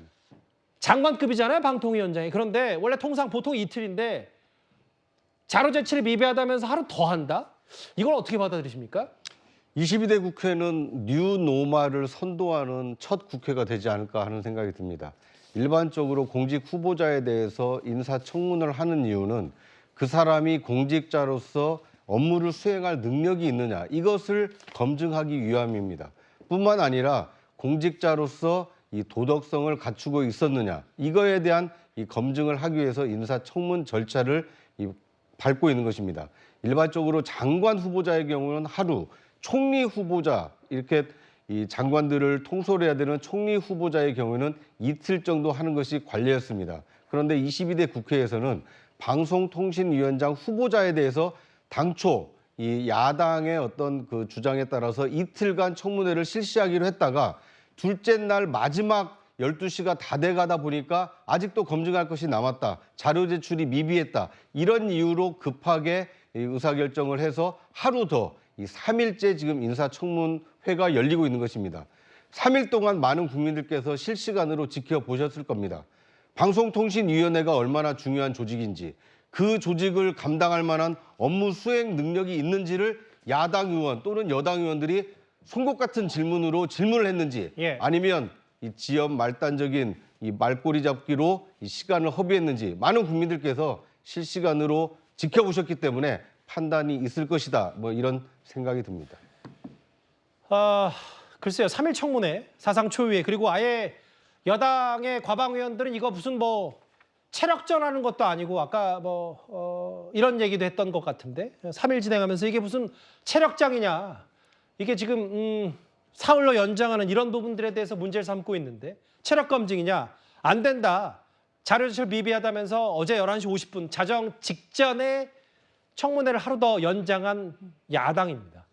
그런데 이진숙 방통위원장의 후보의 공방, 청문회 이틀째 오늘까지도 주요 야당의 공격 포인트는 바로 이진숙 후보자가 MBC 관부 시절에 썼던 법인카드를 사적으로 쓴 거 아니냐 이 부분일 겁니다. 저희가 그 영상을 준비했습니다. 그 1월 8일 퇴임 날 직원한테 빵 준 게 정말 사실입니까? 사실일 겁니다. 예, 사실입니다. 청소하시는 분들, 미화원 분들께 드렸다고 했죠? 제가 그렇잖아도 그 이야기를 들었는데 아니, 맞아요, 그분들조차도 틀려요. 기억이 나지 않아서 네. 그렇지만 사장님한테 여러 차례 빵을 받았다 이렇게 진술했다고 들었습니다. 그날은 녹취 들어보겠습니다. 빵 구입하려고 하는데요. 이 정도 구입하려면 저희가 예약을 하고 가야 되나요? 오전 중에만 연락 주시면은 50만 원 정도면 네. 단팥빵 한 280개 정도 되거든요. 단팥빵은 그나마 부피가 작아가지고 어떻게든 들고 가실 수 있을 건데 네. 식빵 이런 게 50만 원씩 되려면은 네. 너무 무거울 것 같은데요? 아, 혼자 되긴 두 명은 가야겠죠? 단팥빵 280개 들고 가실 수 있어요? 사건을 희화화하기 위해서 제가 희화화요? 답변을 희화화요? 중상모략 사과한 게 어젠데 희화화요? 드러나면 반성을 해야죠. 희화화. 저는 반성할 일 한 적 없습니다. 정말 그런 식으로 모욕하지 마십시오. 뭐 오늘까지도 지금도 아마 이어지고 있을 이준숙 후보자 청문회 박성미 비서관님 여기 보면 실제로 주로 야당 과방 의원들의 공격 지점은 아니 법인카드를 뭐 휴일, 주말 혹은 뭐 집 근처 이런 부분에 대해서 이렇게 많이 쓸 수가 있냐. 뭐 아까 뭐 단팥빵 얘기 280개 얘기도 나오고요. 어떻게 들으셨습니까? 그러니까 이게 법인카드 부정사용 공방이 계속 이어지고 있는 건데요. 문제는 이 후보자 측에서 사적 유용은 없었다, 단 한 푼도 뭐 사적으로 쓴 적 없다라고 얘기를 하고 계시지만 문제는 구체적인 사용 내역을 확인하기 위해서 자료 제출을 요구했을 때는 이에 대해서 성실하게 응하지 않고 있기 때문에 문제가 되는 겁니다. 저는 그리고 지금 야당 의원들이 이미 뭐 여러 차례 제기를 했지만 뭐 호텔 같은 경우에 216건, 그러니까 총 5,900만 원 정도를 사용을 했고 이 외에도 좀 부적절한 장소에서 사용되었다. 그리고 토일에도 사실은 업무 관련성이 없어 보이는 장소나 시간에도 사용되었다. 이런 부분도 문제 삼을 수가 있는 거고, 그리고 대전 MBC 재직 시절에도 이게 본인의 서울 자택 근처에서 법인카드가 수차례 사용된 정황도 있기 때문에 과연 이게 적법한 사용이었느냐, 후보자가 이야기하는 것처럼 사적 유용은 없었다라고 이야기를 하기에는 뭐 자택 반경 500m 이내에서 사용한 내역이 총 41회 정도 되는 뭐 이런 일들이 있는 상황이다 보니까 자료 제출도 불성실하고 해명도 충분치 않고 어떤 영업 활동의 일환이었다라고 주장을 하지만 어떤 성과가 있었느냐라는 질문에 대해서는 정확하게 답변을 못하고 이런 좀 부족하고 불충분한 해명들이 이어지고 있다 보니까 의혹은 계속 커져가는 것 같습니다. 그 초유의 3.1 청문회, 사흘간 이어지는 청문회도 이게 국회 사상 뭐 헌정사상 처음이라는 얘기도 있었고 실제로 이것 또한 방송통신위원회가 한 명도 없다. 왜냐하면 이 부분이에요. 민주당이 방통위원장 직무대행까지 탄핵하냐 논란이 많은데 오늘 대통령실이 방통위원장 직무대행을 수행한 이상인 부위원장 어제까지 야당이 탄핵 소추안을 발의하니까 표결이 이루어지기 전에 결국 자진 사퇴했고 용산 대통령실이 즉시 제거하면서 입장을 밝혔습니다. 그 목소리 한번 듣고 오겠습니다. 윤석열 대통령은 오늘 이상인 방송통신위원회 부위원장의 사임을 제거했습니다. 방통위 부위원장 사임은 적법성 논란이 있는 야당의 탄핵안 발의에 따른 것으로 방통위가 불능 상태에 빠지는 것을 막기 위한 불가피한 조치입니다. 국회가 시급한 민생 현안을 해결하기 위한 입법은 외면한 채 특검과 탄핵안 남발 등 정쟁에만 몰두한다면 그 피해는 고스란히 국민에게 돌아갈 수밖에 없습니다. 국민들께서 많이 놀라셨을 것 같아요. 질리셨을 것 같아요. 얼마 전에 더불어민주당이 김현 간사인가요? 그분이 직접 발의하셔서 방통위 부위원장에 대한 탄핵이 가능하기 위한 이 법률안을 제출하시기도 하지 않았어요? 방통위 부위원장은 현행법상 탄핵 대상이 아니라는 것을 더불어민주당도 명확하게 아는 것 아닌가요? 그런데 이렇게 어떤 특정한 목적을 위해서 그게 받아들여지지도 않은 게 너무 명백한 입법부의 행동을 이렇게 반복해도 되는 것인가요? 방통위 부위원장, 그러니까 방통위원장 대행을 야당이 탄핵 소추안 발의하니까 자진 사퇴했고 이걸 용산 대통령실이 사인을 했다. 지금 또 청문회는 진행 중이고요. 그런데 조금 전에 또 하나 국회에서 들어온 새로운 내용이 있죠. 아마 예상컨대 우원식 그 국회의장이 이른바 무제한 토론을 종결시킨 듯하고요. 그 무제한 토론이 종결이 됐고 아마 야당 단독으로 여당은 퇴장했을 테고요. 맞죠? 예, 법안 처리 반발하면서 본회의에 퇴장했을 테고 야당 단독으로 이 방송사법, 방통위법이 통과가 된 것 같은데 이현정 의원님. 네. 뭐 글쎄요. 뭐 저도 잘 모르겠지만 또 이렇게 되면 또 대통령실이 거부권 행사할 가능성도 있고 이렇게 극한의 대립을 이제 앞으로 어떻게 좀 해석해야 되는지 그게 좀 가장 문제의 핵심인 것 같습니다. 그러니까 뭐 완전 도돌이표입니다. 어차피 이거 통과 안 될 걸 알고 아마 지금 이렇게 하는 것인데요. 특히 방송사법 같은 경우는 이거는 뭐 다 아마 여당 의원들의 이견이 없을 겁니다. 아마 제의 요구를 뭐 저는 100% 할 거라 보고요. 오더라도 또 부결될 겁니다. 이제 이런 것들이 이제 반복적인 것인데 왜 이렇게 끊임없이 야당은 이렇게 할까라는 것들을 저는 참 의문이 가질 수 없어요. 왜냐하면 이 방통위나 이번에 방송부 같은 경우를 보면 핵심은 그겁니다. 방통위 같은 경우는 이제 지금 의결 정도수를 4명으로 늘린다는 거 아니겠습니까? 그리고 이제 방통위법, 방송법 같은 경우는 지금 현재 있는 이 공영방송의 이사 수를 20명까지라고 늘리는 안이거든요. 근데 이거 그렇게 좋은 법안이면 왜 문재인 정부 때 안 했을까요? 그렇게 정말 본인들이 통과시키는 법안이었으면 왜 문재인 정부 때는 이걸 그렇게 적극적으로 안 했을까요? 왜 이제 와서 이걸 통과시키죠? 결국 뭐냐면 그때는 자기들이 다 가지고 있었으니까 괜찮고 이제는 또 자기들이 가져야 되겠다. 이런 거 아니겠습니까? 공영방송이라는 건요. 기본적으로 이 정권이 바뀌면 그 정권에 의해서 일단 다수를 구성하는 것이 우리의 법 정신입니다. 예. 근데 이제 그거를 본인들이 정권 잡을 때는 다수를 가지고 있는 건 당연한 거고 그다음에 정권이 바뀌어도 자기들이 가지고 있는 것도 당연한 거고 뭐 이런 지금 심리 아니겠습니까? 어차피 안 될 건데 이렇게 힘을 쓰고 있는 것 같습니다. 뭔가 문제가 있다면 저거를 논의해서 해야 될 텐데 그냥 일방적으로 이제 가는 것이기 때문에 이렇게 많이 힘만 빼는 것 같습니다. 사실은 이것도 마찬가지로 다른 법도 마찬가지지만 무한 반복될 수밖에 없는 이 브레이크 그렇게 쉽게 걸릴 것 같지는 않습니다. 그러니까 단독으로 야당 단독으로 강행 처리하고 또 넘어가면 또 거부권 오고 또 재의결 요구하고 이런 이 의원께서 말씀하셨던 무한 반복 특히 이 방송법은 또 본회의에 방통위법 이후에 상정됐는데 또 여당은 바로 또 두 번째 무제한 토론에 들어갔고요. 여러 가지 씁쓸한데 이런 극한의 대립이 청문회 입법 청원 청문회 혹은 이준석 방통위원장 후보자 청문회뿐만 아니라 저런 입법 과정 국회 본회의장에서 계속 반복될 것 같다는 점이 22대 국회 개헌하자마자 정말 우려되는 대목이기도 합니다. 이번 주제 여기서 마무리하겠습니다. 초유의 3일째 이어지는 이준석 방통위원장 후보자 얘기를 해봤다면요. 다음 주제 앞서 속보로 만나봤던 전자상거래 환불 후폭풍 논란 팀원과 위메프 얘기를 해보겠습니다.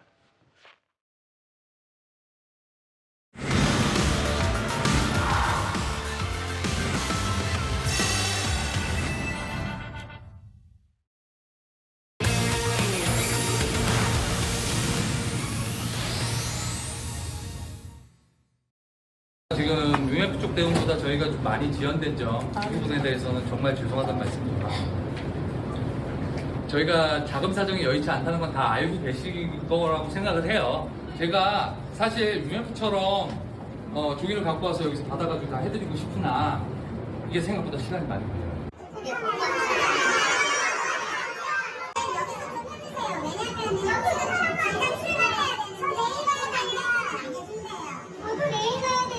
저희가 팀원이랑 위메프에 대해서 전자상거래법 위반 혐의가 있는지를 조사를 해서 그 결과에 따라서 이제 저희가 이제 거대한 혐의가 있으면 이제 제재를 할 거죠.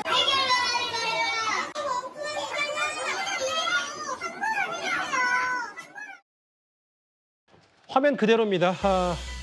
밤샘 환불 농성. 전자상거래 업체인 티몬과 위메프가 소비자들에게 줘야 할 돈을 제때 주지 못하면서 본사 점거, 환불 농성. 근데 이제 구정처장. 네. 아니 위메프는 환불되는데 티몬은 왜 안 되냐? 내가 결제한 죄밖에 없는데 이게 지금 무려 한 2,500명 정도의 피해자가 발생했다면서요? 네. 지금 2,500명으로 끝날지 아니면 더 많은 피해자가 있을지 좀 지켜볼 필요가 있습니다. 왜냐하면 일반적으로 이 소비자들이 편리하게 결제를 하기 위해서 이커머스, 이 전자상거래를 활용을 하시는데요. 예. 이 티몬은 이제 티켓몬스터의 약자인데 이 티켓값을 굉장히 할인을 많이 해주는 이 업체였습니다. 위메프의 경우에도 We Make Price, 우리가 가격을 결정한다라고 해서 일반적인 상품보다 가격을 상당히 낮게 책정을 해서 많은 소비자들이 이용했던 이 플랫폼 구실을 했던 이 핀테크 기업들입니다. 이 기업을 활용을 해서 여행 상품을 사거나 아니면 다양한 이 상품을 구매한 사람들이 지금 자신들의 어떤 신뢰가 지금 무너지는 상황에 처해 있기 때문에 굉장히 절박한 심정으로 지금 환불을 요청을 하고 있는 것입니다. 이 환불이 만약에 되지 않는다라면 자신은 이용하지 못한 서비스 대금을 카드사에 지급을 해야 되는 굉장히 어려운 상황에 처해 있기 때문에 수백 명의 이 사람들이 밤샘을 해서라도 이 환불을 받으려고 하고 있는 것입니다. 이 당사자인 티몬이나 위메프뿐만 아니라 관계 당국에서도 발빠르게 대처해서 더 많은 피해자가 없도록 그리고 이 소비자들이 원하는 대로 이 신속한 환불 그리고 철회가 이루어질 수 있도록 이 적극적인 행정력을 뒷받침할 필요가 있어 보입니다. 그 영상을 좀 한번 볼까요? 여기 보면 영상 출처가 피해자 단체 채팅방 제공이라는 거는 이제 피해자들의 수가 눈덩이처럼 불어나서 기하급수적으로 늘어났으니 실제로 이제 단체 행동에 나섰다. 위메프나 팀원 관계자 대표에게 환불, 집단 농성, 밤샘 그리고 이렇게 기다리는 모습까지 펼쳐지고 있는데 홍정석 기자님, 앞서 저희가 잠깐 속보로도 만나봤듯이 지금 본격적인 폭염이 시작됐고 뿔난 소비자들이 지금 다 본사 앞에서 기다리고 있는데 그런 과정에서 구급차가 올 정도로 폭염에 넘어지기도 하고 혹은 여러 가지 좀 아찔한 상황들이 좀 연출이 되고 있습니다. 그렇습니다. 지금 티문에서 마련해준 대기실이 지하에 있어요. 예. 그런데 여기에 지금 갓난 아기를 아는 여성도 오고 그냥 부모뿐이 아니라 아이들 어디 맡길 데 없잖아요. 어린 아이들까지 같이 오기도 하고. 근데 여기 지금 막 에어컨도 켜지지 않는다. 지금 폭염이다 해서 거의 사우나 같아서 쓰러진 분도 계시다. 이런 얘기도 있고 특히 이제 지하로 내려가는데 지하로 내려갈 때 계단으로 내려가는 겁니다. 그래서 밀지 마세요. 압사당해요. 이런 아비규환의 현장도 있고 저는 정말 적게는 적은 돈이 아니죠. 몇십만 원부터 정말 1,000만 원 넘는 분까지 사연들도 정말 많더라고요. 다 환불 받을 때까지 내가 이 자리 못 떠난다 하고 거기 계시는 그 심정도 이해가 되는데 이분들의 건강, 특히 이 어린아이들의 건강 이런 부분도 너무 지금 걱정이 되는 상황이고요. 예. 지금 그런데 이게 지금 2,000명 넘게 대기를 하고 있는데 이 팀원 같은 경우에는 지금 소수만이 환불 받았고 지금 이제 오프라인에서 이렇게 종이에다가 적다가 이제 온라인으로 창구 단일화 한다 이런 얘기를 하는데 온라인으로 접수하세요 한다고 해서 저 자리를 마음 놓고 떠나실 분이 계실까? 지금 회사 연차 내고 오신 분도 있고 지방에서 지금 올라오신 분들 있고 그럼요. 정말 걱정이 큽니다. 처음에는 이제 수기로 내가 얼마를 지금 돈을 못 받았고 내가 어떤 거를 결제했다라고 수기를 썼던 모양인데 현장 분위기를 전해드렸는데 아까 영상에 나왔듯이 이제는 이제 좀 온라인으로 이렇게 QR 코드로 해서 피해지 이제 찍는 모습도 있어요. 지금 저 장면인 것 같은데 QR 코드 찍고 이런 부분. 근데 이제 이것 또한 얼마나 또 절차를 밟아서 잘 될지는 지켜봐야 되고 그 가중에 또 폭염 속에서 환불을 기다리던 고객이 넘어지기도 하는 불상사까지 벌어졌습니다. 근데 다음 화면을 볼게요. 허주연 변호사님. 근데 조금 더 피해자들, 소비자들의 공분을 샀던 게 이 부분. 이미 직원을 알고 있었다. 이 메모는 좀 더 진위 여부를 따져봐야 되긴 합니다만 환불 오늘부터 안 된다. 예상 피해액 1조 이상. 이것 때문에 지금 사실 피해자들 집단행동 나서면서 상당히 들끓고 있거든요.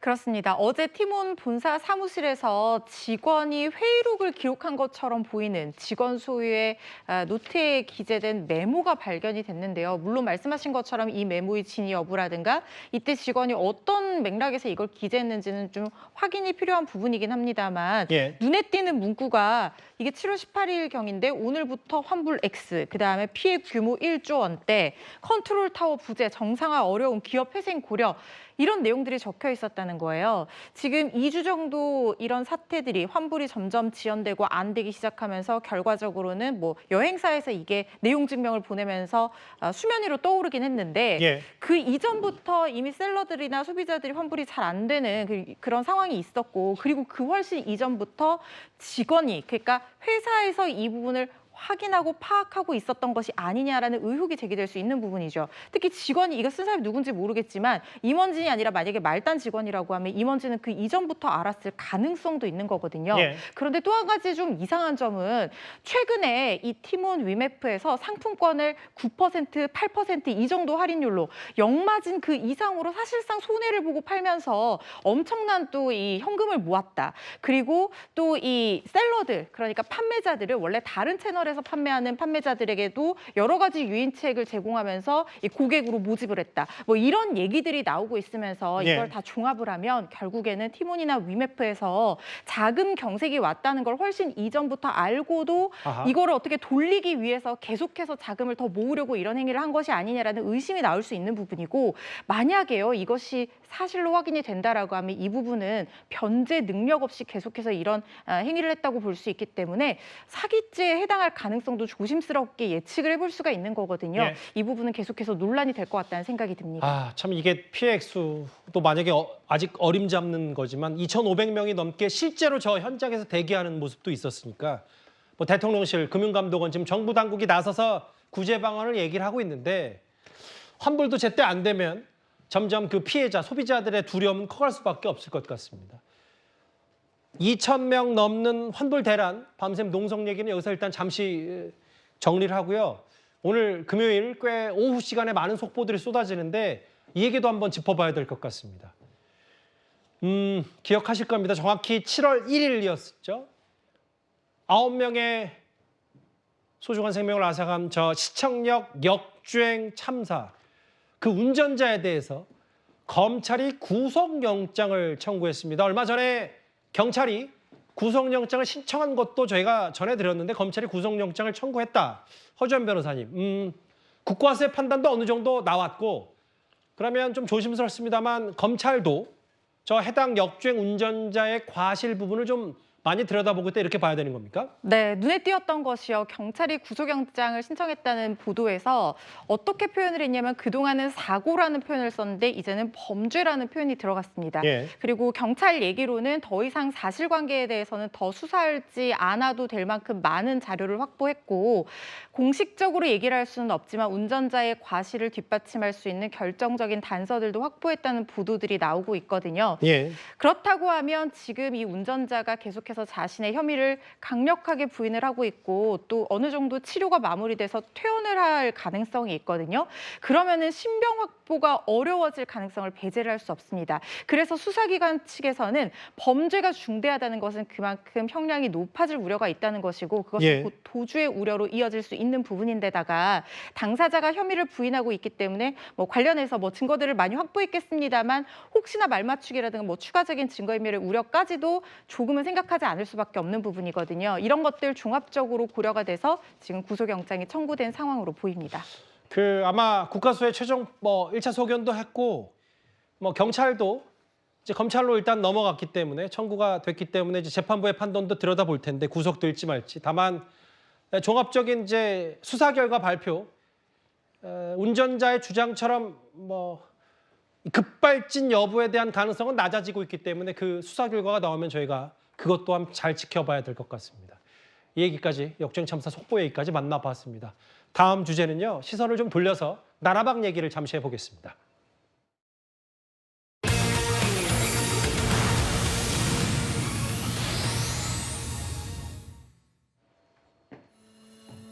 아이 없는 해리스 부통령. 이게 지금 미국에서 역풍이 좀 있는 모양이에요.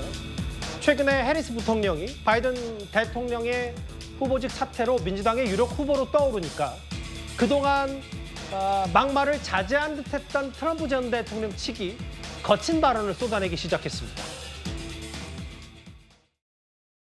It's a bad guy. He just quit, you know. He's quitting the race. And that means we have Kamala. I think she's going to be better. She's so bad. 지금 트럼프 전 대통령과 부통령으로 러닝메이트인 벤스 후보가 3년 전 한 언론에 했던 얘기가 회자되는 모양이에요. 자식 없는 캣 레이디들이 국가의 미래와 직접적인 이해관계가 없다. 그래서 해리스 부통령이 이 부분을 공격했는데요. 다음 화면을 보겠습니다.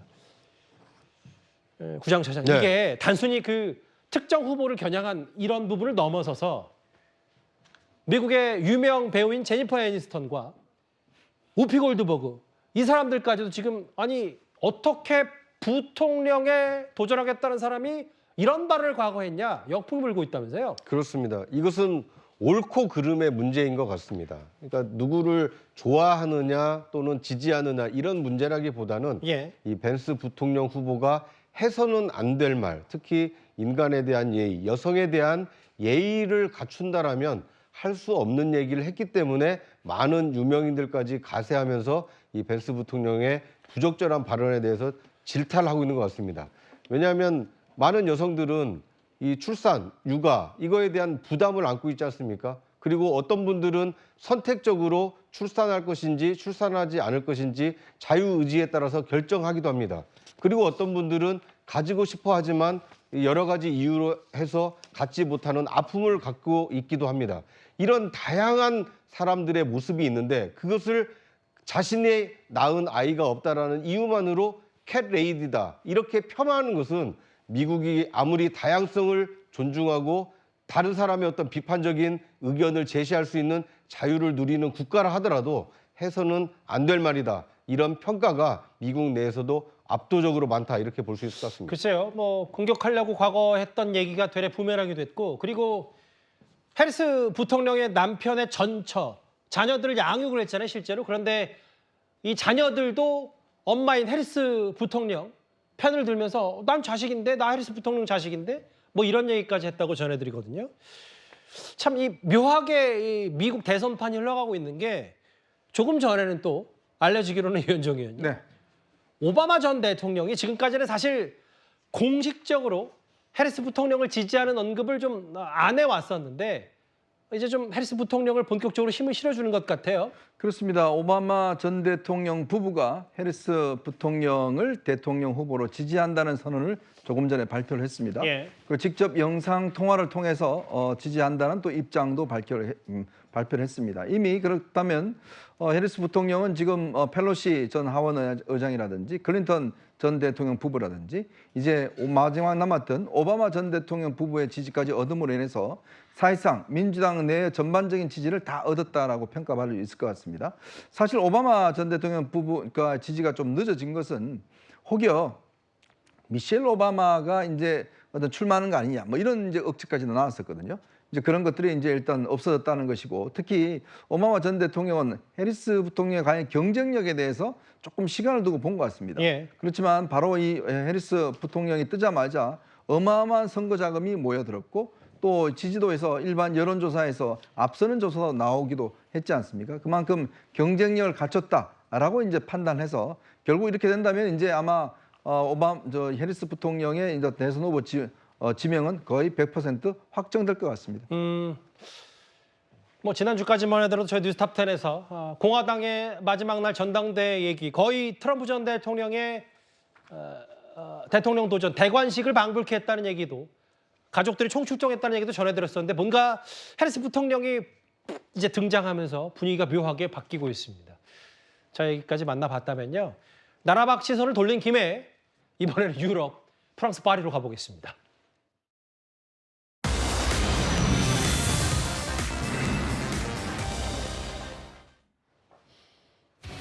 2024 파리 올림픽 개막이 바로 하루 앞으로 다가왔습니다. 이제 새벽이 되면 정말 올림픽 역사상 최초로 세느강에서 펼쳐질 개막식에 많은 기대가 있죠. 그런데 개막도 하기 전부터 테러 위협뿐만 아니라 이른바 찜통 더위, 에어컨이 나오지 않는 여러 환경에 대한 얘기가 나오고 있습니다. 홍정선 기자님, 우리 수영의 간판 선수인 황선우 선수죠. 그런데 황선우 선수가 특히 이 선수촌과 경기장을 오가는 버스 내부가 사우나 같다.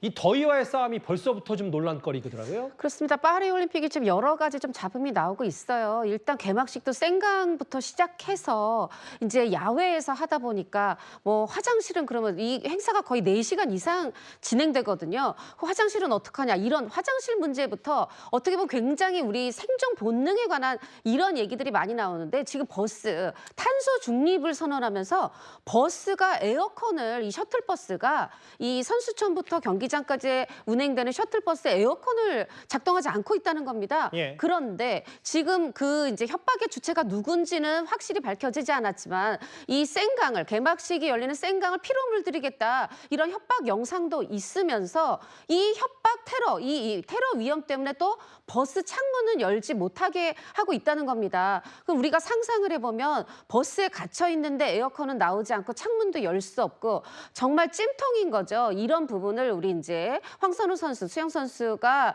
제보를 한 건데요. 이렇게 되면 지금 해외에서 와서 선수촌에 있는 이 선수들이 자기 기량을 제대로 발휘하고 기록이 나올까? 전혀 의도한 건 아니겠지만 어떻게 보면 프랑스 선수들한테 유리할 수 있는 이런 상황이고 지금 다 해외에서 대부분의 선수들이 다 해외에서 지금 프랑스 파리로 갔는데 굉장히 답답하고 힘들고 본인들의 어떤 체력 관리 이것이 경기 성적으로 이어질 것이기 때문에 예. 불안감이 클 것이라고 예상이 됩니다. 물론 뭐 골판지 침대부터 해서 또 이런 에어컨도 안 켜는 버스까지 뭐 탄소 중립 친환경도 좋은데 그 관광객들이나 혹은 선수단 친화적이지 않은 것 같아서 화장실, 간이 화장실도 좀 논란거리더라고요. 그렇습니다. 이 프랑스인이자 우리나라에서 활동하고 있는 방송인이죠. 파비앙 윤 씨가 프랑스 파리에 가서 이 고향이잖아요. 근데 자기 너무 놀랐다는 거예요. 간이 화장실이 너무 많이 설치돼 있다는 거예요. 근데 프랑스가 굉장히 문화가 정말 멋진 도시고 문화가 발전한 그런 도시긴 하지만 그 유서 깊은 도시를 제가 20살, 20대 때 갔을 때요. 화장실이 너무 부족하더라고요. 그래서 맥도날드 같은 데 가서 돈 내고 화장실 이용하고 그랬었어요. 유럽은 종종 그렇죠. 예. 그렇습니다. 그래서 아마 아직도 그런 것이 아니냐. 왜냐하면 파비앙 윤 씨는 파리에서 화장실이 많이 부족하다 보니까 노상방뇨를 많이 한다는 거예요. 그래서 외국에서 많이 손님들 오시니까 파리에서 노력해서 간이 화장실 많이 설치를 했다라고 하는데요. 예.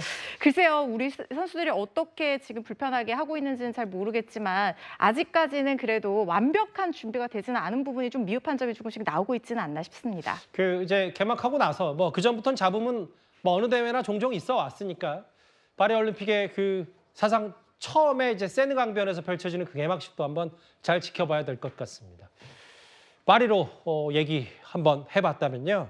오늘 좀 그 여러 뒷말들이 나오는 판결 결과가 하나 있습니다. 바로 소개를 해드리겠습니다. 바로 다음 주제입니다.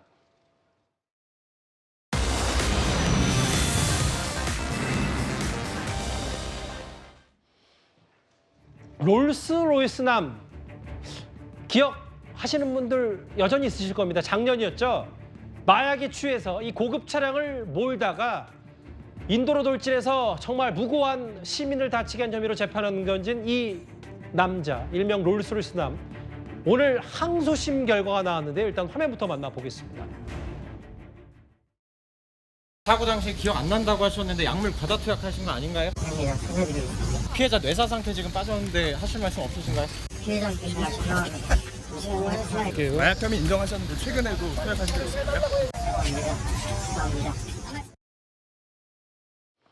당시 강남 한복판에서 일어났던 생활을 떠들썩하게 했던 사건. 그런데 허준 변호사님, 1심에서는 징역 20년 나왔는데 오늘 항소심 결과는 도주 고의가 증명 안 돼. 형량이 반토막이 됐어요. 이거 어떻게 받아들이십니까?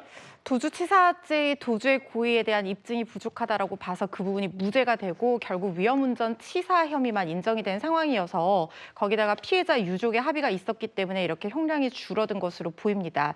도주치사죄 같은 경우에는 사고 현장에서의 물리적 이탈뿐만 아니라 운전한 사람이 누구인지 확정할 수 없는 상태를 초래하는 것까지 인정이 돼야지 입증된다고 보거든요.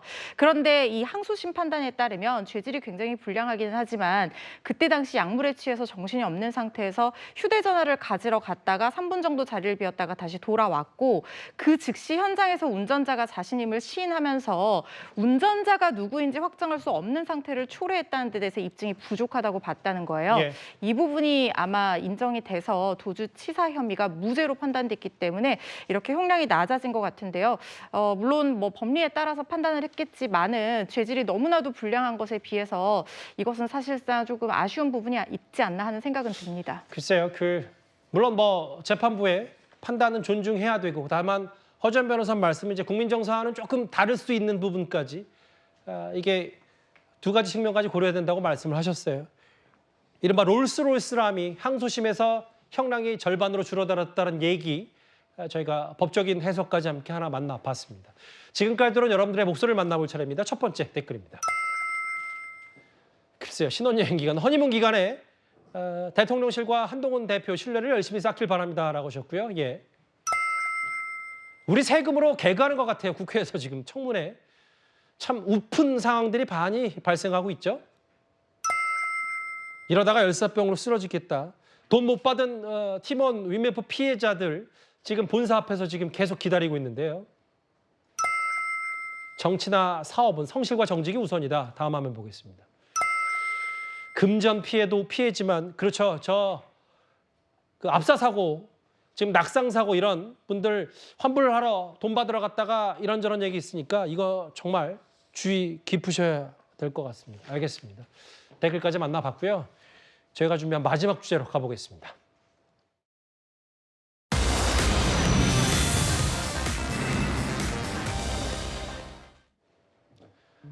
이틀 전이었습니다. 그 대전에 있는 한화 이글스 홈구장 이글스파크에서 야구 경기 중에 갑자기 관중석 지붕에서 저렇게 화재가 발생했습니다.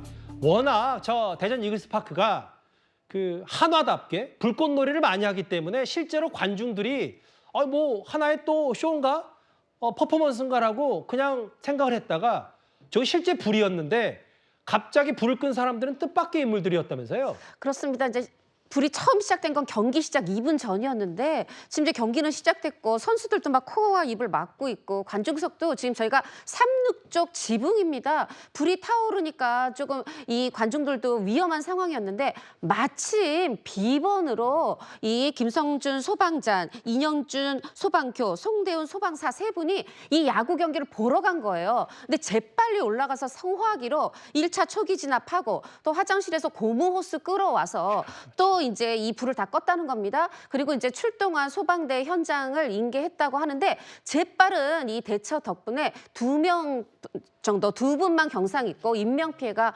없었습니다. 참 비번인 소방관들이 저 야구장 안 찾았으면 정말 아찔한 일이 벌어질 뻔했는데 정말 천만다행입니다. 야구장에서 벌어졌던 그 화재 사고까지 길지 않게 만나봤고요. 잠시만요. 제가 뉴스탑10 마무리하기 전에 제가 앞서 혹시 오늘 그 윤 대통령 탄핵 청문회에서 최재형 목사가 주장했던 저 부분을 한동훈 대표 측 혹은 여당이 반박하지 않을까라는 취지 얘기를 했었는데 그런 속보입니다. 여당이 한동훈 대표는 김건희 여사와 인사 문제를 논의한 사실이 없다라고 얘기를 했어요. 그 얘기는 오늘 최재형 목사의 주장이 사실 무근이고 허위 사실 유포에 대해서 법적 조치를 하겠다 이렇게 얘기를 했습니다. 속보까지 만나봤습니다. 금요일 뉴스탑10 준비한 소식은 진짜 여기까지입니다. 곧바로 뉴스에이도 이어지고요. 뉴스탑10은 주말에도 계속되니까 많은 시청 바랍니다. 여러분 고맙습니다.